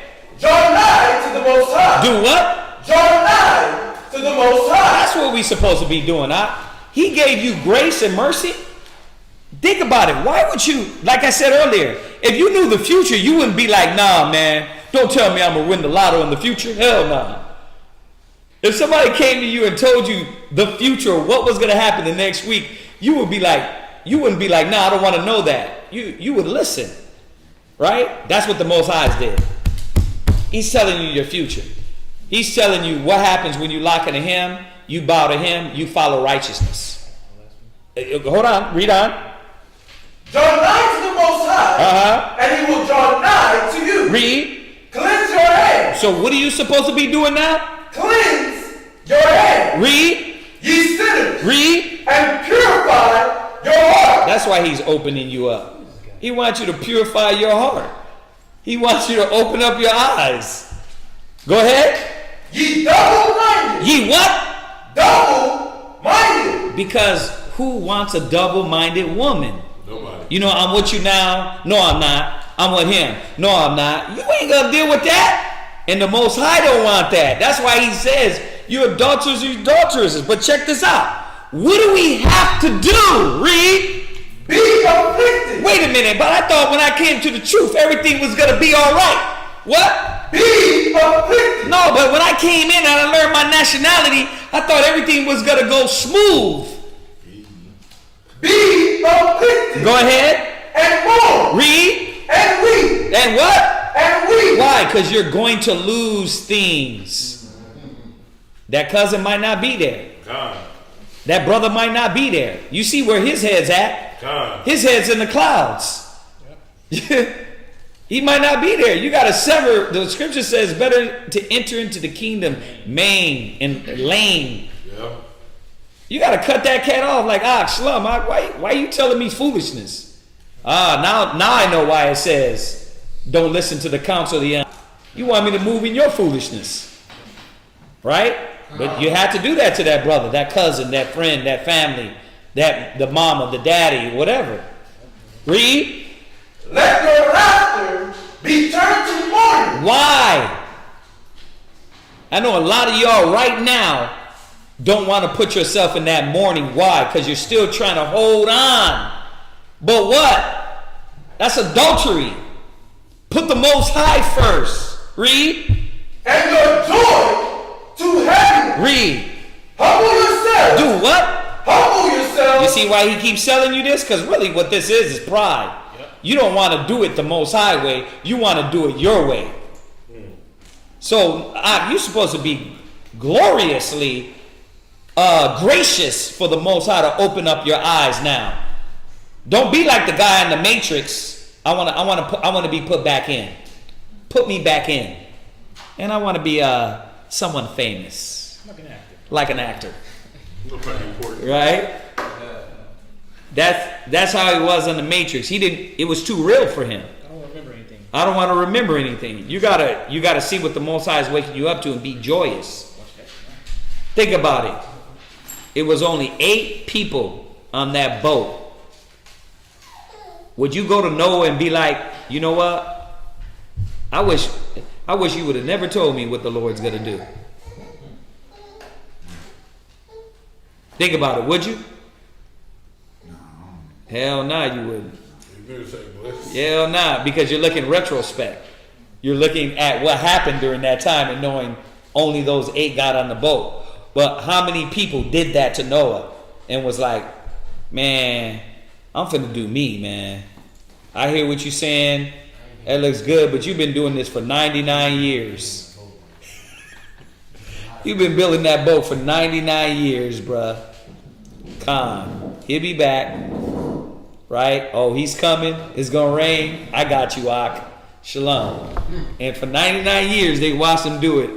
And in that 100th year, that drop. Boop, boop, boop. So no, bruh, don't take for granted what the Most High is doing for you. He's opening up your eyes and showing you. Give me that one too. Acts 17. Go ahead. Humble yourselves in the sight of the Lord. Go ahead. And he shall lift you up. Read it one more time for the church.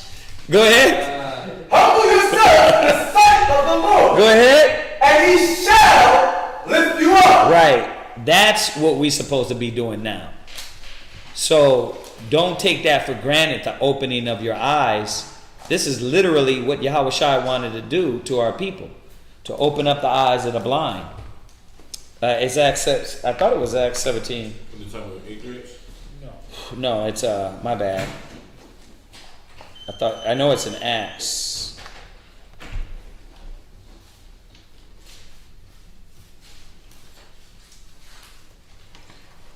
You got it? Maybe you're right. Maybe it is Isaiah. Yeah, you could get that one. I thought there was one in Acts. Go to Isaiah 42 and 7. Isaiah chapter 42 and verse 7. Uh-huh. To open the blind eyes, to bring out the prisoners from the prison, and them that sit in darkness out of the prison house. Right. So who is he talking to? Go to 5. Jump to verse 5. Verse 5. Thus said the Lord. Thus saith the God, Lord, he that created the heavens and stretched them out. Right. He that spread forth the earth and that which cometh out of it. He that giveth breath unto the people upon it, and spirit to them that walk therein. Go ahead. I, the Lord, have called thee in righteousness. So, Isaiah 42, verse 5. He said, what did he do? What did he do to Dre? What? I, the Lord, have called thee in righteousness. What did he do to all of us in here? Called thee in righteousness. So you can't take that for granted, Doc. He called you to righteousness. Go ahead. And will hold thine hand. He will what? Hold thine hand. I mean, Jesus, what else do you want? He's ready to hold your hand. This is a royal individual. This is the Most High is ready to hold your hand. Read. And will keep thee. Read. And give thee for a covenant. Yeah, the Most High is there and ready for you. Brothers just got to give up and give in, right? Put him first, not the world. So, I mean, I can keep going on and on and on, but you see it, right? Don't take for granted what the Most High is doing for you. This is what he's doing. You see that? Go to Matthew 10. Let's go back to the brother, to his cousin's question. Cousin's question. Go to Matthew 10. Yeah, remember, we are being separated. We're jumping now, for y'all that's taking notes, we're jumping back to the last question about his cousin being alone. But this is what the Most High is doing. Go to Matthew 10, and you got to read that. Read that 10:34. Matthew chapter 10 verse 34. Think not that I have come to send peace on earth. Go ahead. I have come not to send peace, but a sword. To do what? Read. For I have come to set a man at variance. That's the Most High making you alone. He's going to set you at variance against who? Against his father. See? What happens when your father don't want to talk to you no more because you're trying to serve the laws and commandments? All right, here. Let me make it a little bit lighter, y'all. What happens to when your father don't want to talk to you because you don't celebrate Christmas no more? Is that a little more easier for y'all? See, brothers get it now. They're like, yeah, they tripping. Well, it's everything. It's everything. It ain't just Christmas. It's Christmas. It's pork. I don't deal with faggots no more.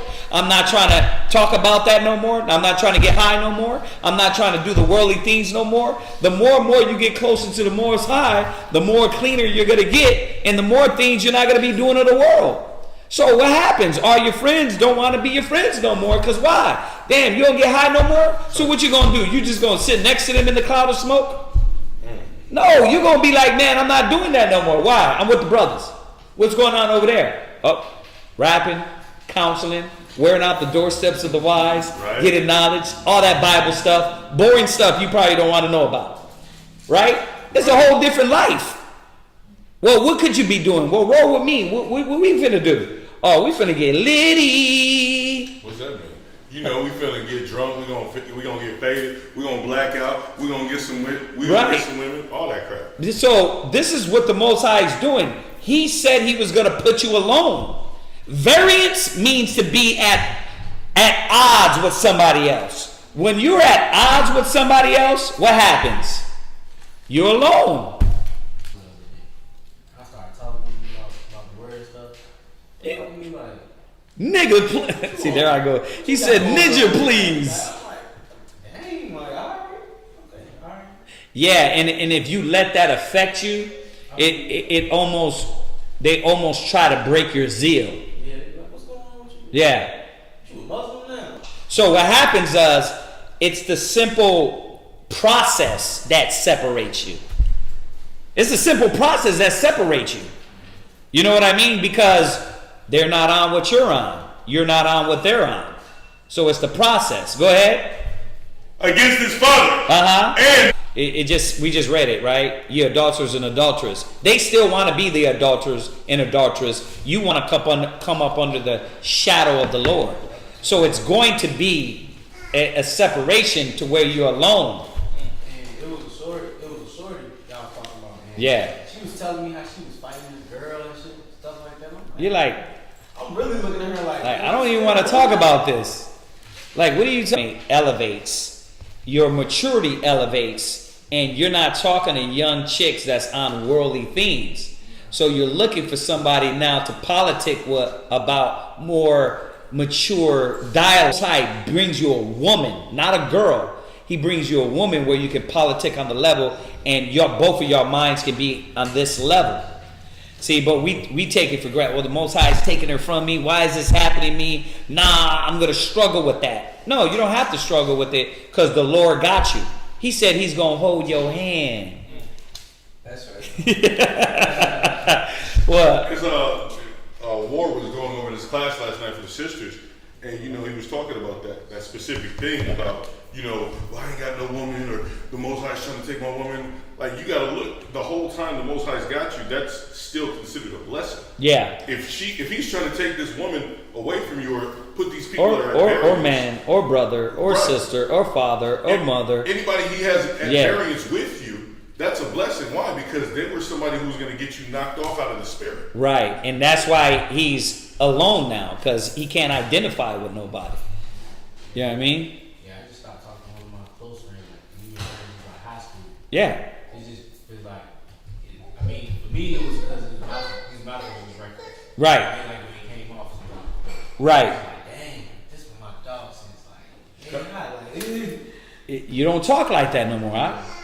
Watch, read where you at. Get this one. This is Ecclesiastes chapter 37, verse 12. Yeah, so this is why it's going to be us alone. Yeah. We're separated. Give me that one too, Ari. The clean from the unclean. Go ahead. Ecclesiasticus chapter 37, verse 12. Go ahead. But be continually with a godly man. Yeah, the Most High wants you not around the old friends. That's Leviticus 11:11. Not around the old friends, but around what? Be continually with a godly man. He wants you with somebody that you can have these conversations with. That's why the variance is coming. The Most High is showing like, okay, what do you want to be around? These weak people? Right. These weak individuals, or actually get around some strength to where you can do what? Grow. Right. You can actually even grow so much to where you can teach now. You can stand upon your own. Yeah. But that variance, that aloneness is, like you said, just for a mere second. But now the Most High is transitioning you into being around brothers of like mind. A godly man. Go ahead.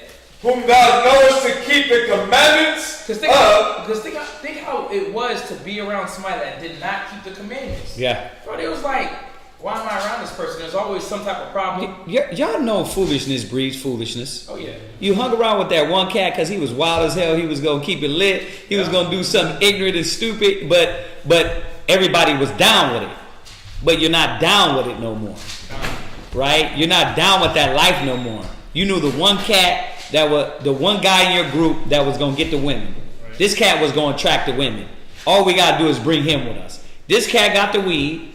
We got him. Damn. This cat. 21 got the hey, that's the crew. You have that crew. That's right. To where it's like, yeah, but now your life, your mind, your thoughts ain't on those things. When I was a child, when I became a man, I put away childish things. Right. So it's like, you're right. Watch, the more you grow, the more you're in the book, you're going to be, ain't nobody you're going to be really the politic with. Because what do you do when you get on the phone? What do you do when you get on the phone with cats and talking about women all the time? You go after a while, you're going to be like, bruh, I'm not on that. You see that? And a lot of times, let me say this, brothers are still young-minded. And I'm talking about immature. Not just young in the spirit, but immature. And your maturity level is stepping up. And I know this is going towards your cousin's question. Hopefully he's seeing that. The Most High is just separating him. Yeah. And then with him, he used to be that wild person, you know what I'm saying? Like, Right. The one that was turned up all the time. Now he's not. Yeah, like I used to be the one to tell him to chill out. Right. So, you know what I'm saying? So I see it in him like it's him growing. Right. He just don't see it Right, yet. right. See, a lot of times, like what Dre, he was confident enough to say right here was like, I just wanted to stop. That's the wrong way to look at it. Like, it's nothing wrong happening to him. It's the process happening. It's nothing wrong happening to you. That's actually the goodness happening to you, because you're given the more tools and wisdom to survive and to know how to keep your spirit clean in the middle of dirt. So this is all it is. Once again, it doesn't mean we're better. We're better than them. All it means is that the Most High is setting you aside. We got to remember that the Most High, when an earthquake's happen, guess what? The mark of the Lord is going to be in you, so you won't fall in. That's right. The fire, somebody runs in and shoots up the area. Guess what? You gonna just make it out of that place. I could tell y'all all how many times. It's like, you just made it out. Oh, they just shot up over there. What? Right, but brothers don't see it. They thinking like what? They so high and out of their mind. They're like, cats in the world is so out of it. They're not seeing that. Damn, the Most High, they're not taking things back to the Creator. Like, look, the Most High just saved me for that. Oh, 30 minutes. When we went to go do flyers up the street. 30 minutes later, right when we left. You got to be around a godly person to say, look at what the Most High did for you. Right? So you can understand the warning shots. Because that's what they are. Right? The scriptures say he walked with you through crooked paths. Now, what are you doing for him now? That's the question. That's what it always comes back to that. All of us constantly, I'm always saying, it doesn't matter what I do here, how many classes I teach. I'm always looking at myself and saying, am I doing enough, and am I spiritually changing? Is my mind changing? My lust, my pride, my doubt, my anger, my jealousy. I'm looking at those things. Because all these other things it says knowledge shall fade. What is he going to be looking at in the end time? He's going to be looking at that inner man. Like how much you really desire to do righteousness. How the rockers said they almost took our cars at the park that one time. Oh yeah, when they came down. When they came down, we were out there. We went to the park just rapping and talking at the beach, and then the Spirit had us come 7 minutes before. Yeah. These cats were like chicken hawks. It was two tow trucks ready to take our cars. Yeah. And then the Most High is like, look, once again, people don't look at that as a Lord theme. The Lord is doing this, but we do. We know it. We know the Most High is moving for us. So don't take it for granted. Yeah. The movie theater that got shot up in Colorado, that's the movie theater we always went to. Always went to. After like the mall will close, we shoot right in there, go see a movie. All brothers. Yep. In that same movie theater, I know we would have seen Dark Knight, but we were in Texas. Yeah, the Most High moved us out. Man's goings of the Lord. He knows how to put up the cone, so be gracious. And read this real quick, because I know we're finna go over. Read that. Leviticus chapter 10 and verse 10. And that ye may put a difference between holy and unholy. Right, that ye may put a difference between holy and unholy. Tell your cousin the Most High is separating him. He's sanctifying him.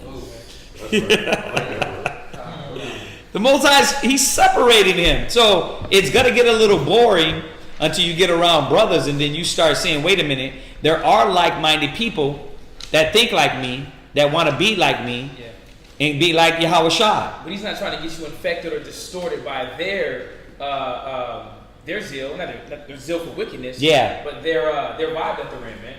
A lot of brothers don't even see that. He don't want you to be tainted. Yeah, what's that, sis? My dad has a question. Yeah. Why do evil people get away with doing evil? Go to Ecclesiastes again. This is something we go over all the time. Why do evil people get away with doing evil? Because the Most High is gracious. He's merciful. Right? This is why the Most High lets those things go on. He wants to give you a chance to repent. Right? To amend, to fix what you're doing. The Most High wants you to fix it. So what does he do? Watch. Read this. Ecclesiastes chapter 8 and verse 11. Ecclesiastes in the Bible 8 and 11. Go ahead. Because sentence against an evil work is not executed speedily. Isn't that his question? Well, why isn't a sentence executed speedily, right? That's his question. Go ahead.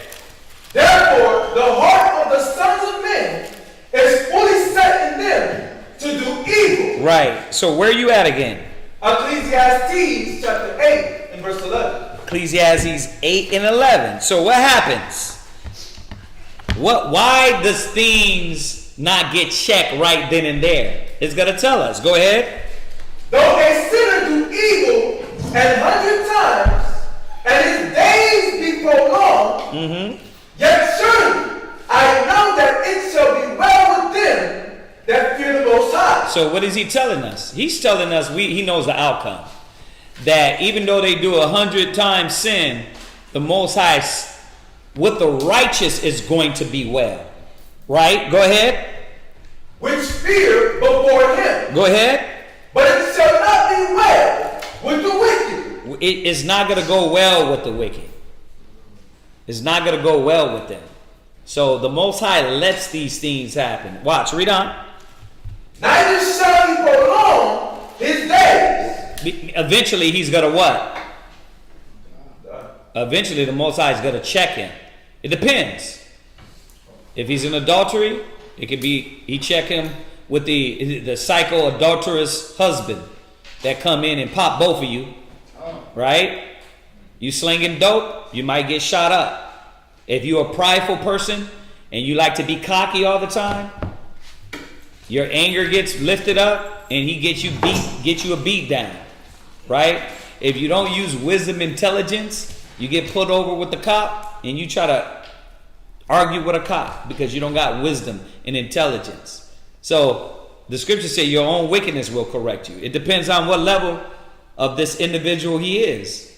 Is it a person that doesn't know better and needs to get a spanking? Or is it a wicked individual that the Most High has to take away from this earth? Right? Go ahead. Neither shall he prolong his days. Neither shall he what? Prolong his days. So what is it telling us? The outcome is what? Death. Right? Go ahead. Which are as a shadow. Read. Because he feareth not before the Most High. Go ahead. There is a vanity which is done upon the earth. Right. So y'all see that, right? So the Most High is telling us he prolongs his days. Go to Wisdom of Solomon. Go to Wisdom of Solomon 12 verse 18. Wisdom of Solomon. Wisdom of Solomon 12 and verse 18. Wisdom of Solomon 12 and 18. Page 65. Go ahead, read that. Wisdom of Solomon 12 and 18. But thou, mastering thy power, judgest with equity. Right, so the Most High judges with equity. He's a true judge. He don't do things like us. Go ahead. And orderest us with great favor. For thou mayest use power when thou wilt. Say, the Most High uses power when he wants to. Right? Go ahead. But by such works hast thou taught thy people. Go ahead. That the just man should be merciful. So what happens? The Most High man is merciful. The Most High is merciful. So he teaches us to be what? Merciful. Right? Go ahead. And has made thy children to be of a good hope. Go ahead. That thou givest repentance for sins. Right, you see that? So the Most High pauses, is patient, is long-suffering to forgive sins. Go ahead. For if thou didst punish the enemies of thy children, and the condemned to death with such deliberation, giving them time and place whereby they might be delivered from their malice. Go ahead. With how great circumspection didst thou judge thy own son? Go ahead. Unto whose fathers thou hast sworn and made covenants of good promises. Go ahead. Therefore, whereas thou doest chasten us, Go ahead. thou scornest our enemies 1,000 times more. Right. See how he deals with us? He punishes you because he what? He chastised the one he loved. That's right. Right? The enemies what? He get them. You don't know what's going to happen with them. Watch. Read on. Go ahead. To the intent that when we judge, we should carefully think of thy goodness. Go ahead.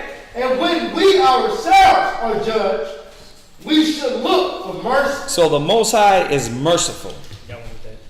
The Most High is merciful. That's why this is happening. He's showing us how to be merciful. What you got? This is Ecclesiastes 2 and 11. Yeah. Just with that. Go to Ecclesiastes 2 and 11.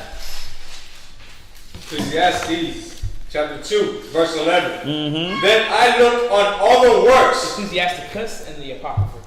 Ecclesiasticus and the Apocrypha 2 and 11. Ecclesiastes chapter 2 and verse 11. Mm-hmm. For the Lord is full of compassion and mercy, Go ahead. long suffering, and very pitiful. Yeah, this is the spirit of the Most High. Because he gives everybody a chance. You gonna get right or you not. You hear the words. I'm gonna be patient. I'm gonna be patient with you. Very pitiful, very merciful. Go ahead. And forgiving sin. And he allows you to actually even amend your sins. He allows you to confess your wrong, switch up your doings. But you know what he's doing? He's giving you a chance to either allow yourself to be forgiven or allow yourself to be condemned. Read. And saving in time of affliction. Yeah, so the Most High is merciful, man. And we all have to see that even right now. Think about your lives. I've been telling a lot of brothers, man. Think about the past sins that you've done. The Most High could have been taking you out. But what has he done for us, man? He's gave us this time. This time of him being merciful and pitiful to us. Mm-hmm. You know? Yeah, so that's why wickedness goes on. That's why people's sins are unchecked right away. But we know, the scriptures tell you, the triumphing of the wicked is short. Right. We know. I wanted to hit on those first before we go here. The Most High is long-suffering. He's pitiful. Right? You see those things. A sentence is not executed speedily. Why? Because he's merciful. He don't hit you right away. Lightning don't come out of the sky. Right? He lets certain things go on. Read that. 37 and start at 1. Psalms chapter 37 and verse 1. Go ahead. Fret not thyself because of evildoers. Go ahead. Neither be thou envious against the workers of iniquity. Go ahead. For they shall soon be cut down like the grass. Right. You see that? So, but what does it tell us? That they're going to get away with things. Why? Because he's merciful. He wants you to stop it. He wants you to give you a chance. Listen, all the nations, wicked America is not going to be able to say what? Well, you didn't give us a chance. We didn't know. You knew, but you didn't follow. You didn't do the will of the Most High. You taught lies. You taught falsehood. You established this kingdom on wickedness. Go ahead. And wither as the green herb. Go ahead. Trust in the Lord and do good. So shalt thou dwell in the land. And verily thou shalt be fed. Delight thyself also in the Lord. Right. Hold on. Jump to verse 10. Psalm chapter 37. Read 9. Go ahead. And verse 9. Go ahead. For evildoers shall be cut off, but those that wait upon the Lord, they shall inherit the earth. For yet a little while, and the wicked shall not be. Yea. So why does the Most High let him go on? Karatazar. To give it a chance, and through that, it actually makes the judgment just when you do finally decide to cut. Exactly. One more. Let's go, because we can keep going on this. We'll be here all night. Let's go to what is it? Numbers.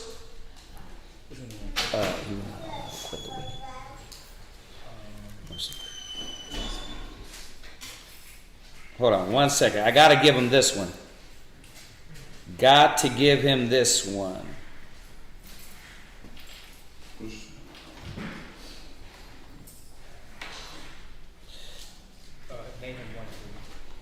No, hold on. It's Numbers. Hold on. I want the one in Numbers.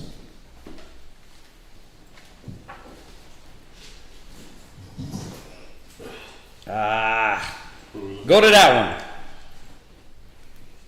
Go to that one real quick, and I'm gonna find mine. In verse 3. The one I'm looking for, it says he will not acquit the wicked. I think it is Numbers. Yeah, Nahum. Yeah, I thought it was another one. Go there. Nahum 1 and 3.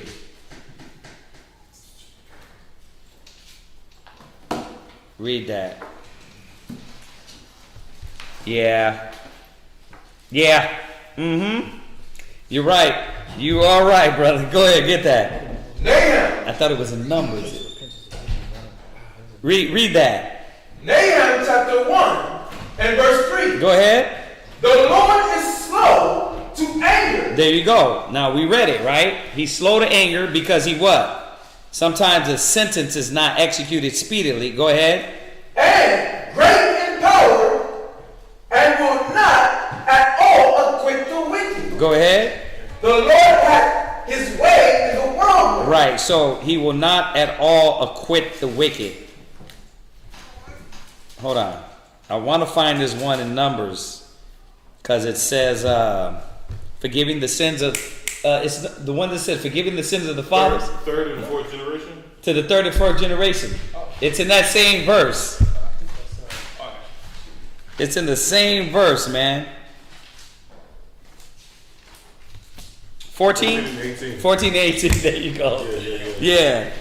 Gotta give them this one for the ammo, man. Go ahead.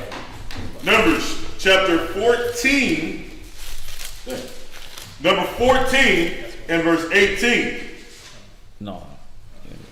Go ahead. God, the Lord is long suffering. Go ahead. And of great mercy. Go ahead. Forgiving iniquity and transgression. There you go. So he forgives the iniquities and transgressions. And think about it, man. All of us, he said he winked at. He winked at us and he called us unto repentance. Go ahead. And by no means clearing the guilty. Go ahead. Visiting the iniquity of the fathers. Read. Upon the children unto the third and fourth generation. He said by no means clearing the guilty. So once again, you can read that Psalms 37, the whole chapter, Psalm 73. It tells you the wicked are the wicked are gonna go far. It's Job. You could go and write the triumphant of the wicked, right? Which one? Job. Job 18. Go read that. Go read that whole chapter. Tells you about the wicked, how they grow, how they succeed. But the Most High is going to break them down. I think it is. Yep. Job 18. Yeah, one of my favorite chapters on there. Yeah, Job 20 and 4 on down. So, yeah, hopefully that answers your question. But yes, the Most High is merciful. This is why the wicked get away with what they get away with, to change, to get the opportunity to be to fix their problems. So hopefully that you can let me know if that answered your question. Yeah, where we at? No. Right. Yeah. All right. Anybody got any other questions before we close out?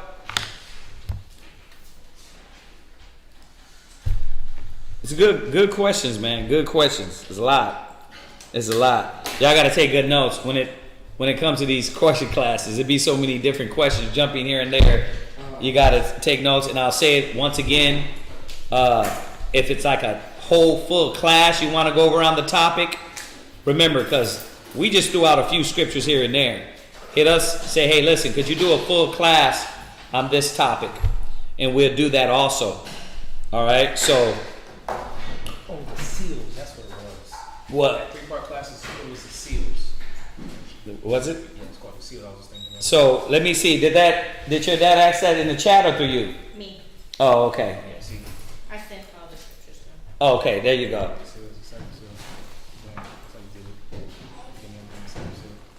Oh, okay. Yeah. All right. So anybody got anything else? Vaughn, you good? You good, Doc? You good? Kenny? Dre? You good? There's a lot. He's like, I love your reaction. He's like, hell nah, this is crazy. But you know what though? One thing, as you're soaking it all in, you got to write them down, got to go back and study. You know what I mean? But don't fear, man. The Most High got you. He got you. You just got to understand what we're so used to is living life without the Most High. So we think if we don't do it our way, that it ain't going to get done. When in essence, the Most High has always been there. He's always been there. You know what I mean? So he's just showing us how to do a better way, right? We want to come out of the curses. We want to come out of the sin and wickedness. His way is better. His method is better. So we don't got to fear. All those other things, man, we've given ourselves to the Most High. And guess what? We're not hungry. We're not in the streets. We got women. Well, some of us. You know what I mean? It takes time, and it takes time. But all those essential elements and things you want as a man, he gives all those things to you. The thing is, it's going to be done the right way, and sometimes it's not on your time. That's the only difference. You know? But there's a lot of men serving the Most High and ain't panicked and lost their whole life and just walking around like bums in the street. It almost feels like that. Like some brothers feel like, I can't give myself to the Lord because if I do, I'm going to lose all these things. And really, you're not. You're not going to lose it. You know what I mean? Unless you have to. If it's a cancer, the best thing is for you to just get it off of you. That's right. Rip it off. Don't pull it slow. Rip it off. You understand? So don't fear, man. The Most High got you. Yeah. Matthew 6:33 says, seek you first the kingdom of God and his righteousness. And he told you in that same precept, everything else is going to be added unto you. But anything that you try to put in the process of seeking first the kingdom of God, then you can't have two number ones. Yeah. So something's got to give. You can't serve two masters. Right. It ain't going to be like, oh, I'm still in the world. Because he wants full, total commitment. That's how he wants it, you know? So, you know, just keep coming, keep studying out. Don't panic, and don't take for granted what he's showing you, though. That's it. Yeah. Brothers do gotta work. Yeah, brothers. Yeah, like I said, brothers got jobs, brothers got to work. But that's what I'm saying. Like, brothers do those things. But here's the thing: we don't put that before the Most High. That's right. That's the only thing. Is like, I got rib, I got kids, I got women that I love. But on the drop of a dime, if you ask me, oh, your rib, your kids, or the Most High? Ain't no thought for me. My rib and my kids can't save my soul. So I don't give a damn. I'm like, the Most High. You understand? Without a second thought. If you got to think about that, that's a problem. The Most High should always be first in everything we do. And the Most High don't require me to go sacrifice my kid and my ribs. He's gonna, you see what I'm saying? A lot of times when that stuff gets pulled from us, it's because it's inordinate affection anyway. Yeah. You desire that more than the Most High. So that's when it's being taken away. But when you just show the Most High, Yahweh, I'm not going to put nothing before you. He's like, okay, I see you. I see your heart. It's only the ones that are trying to what? Cuff. The ones that are trying to cuff their job, cuff their rib, cuff it, and they put them before the Most High. Then the Most High is like, I'm watching you. Your heart ain't with me first. Oh, jealous, man. He's a jealous God, Yeah. That's why it says, in all thy ways acknowledge the Most High. Yeah. So in any situation, whether you have a wife, kids, car, job, whatever, you're supposed to acknowledge the Most High and see how is that beneficial in serving Him. Yeah. If it's not, you can't weigh it just and it doesn't lean towards the Most High, then it's not for you. Exactly. If you get a woman and she's like, well, I want to be like this and I want to be like this, and you're like, well, dang, that's contrary of you coming in doing the same work that I'm doing, being with the sisters, and Being with the Most High. Being with the Most High, I got to cut you off. Right. I can't be with that.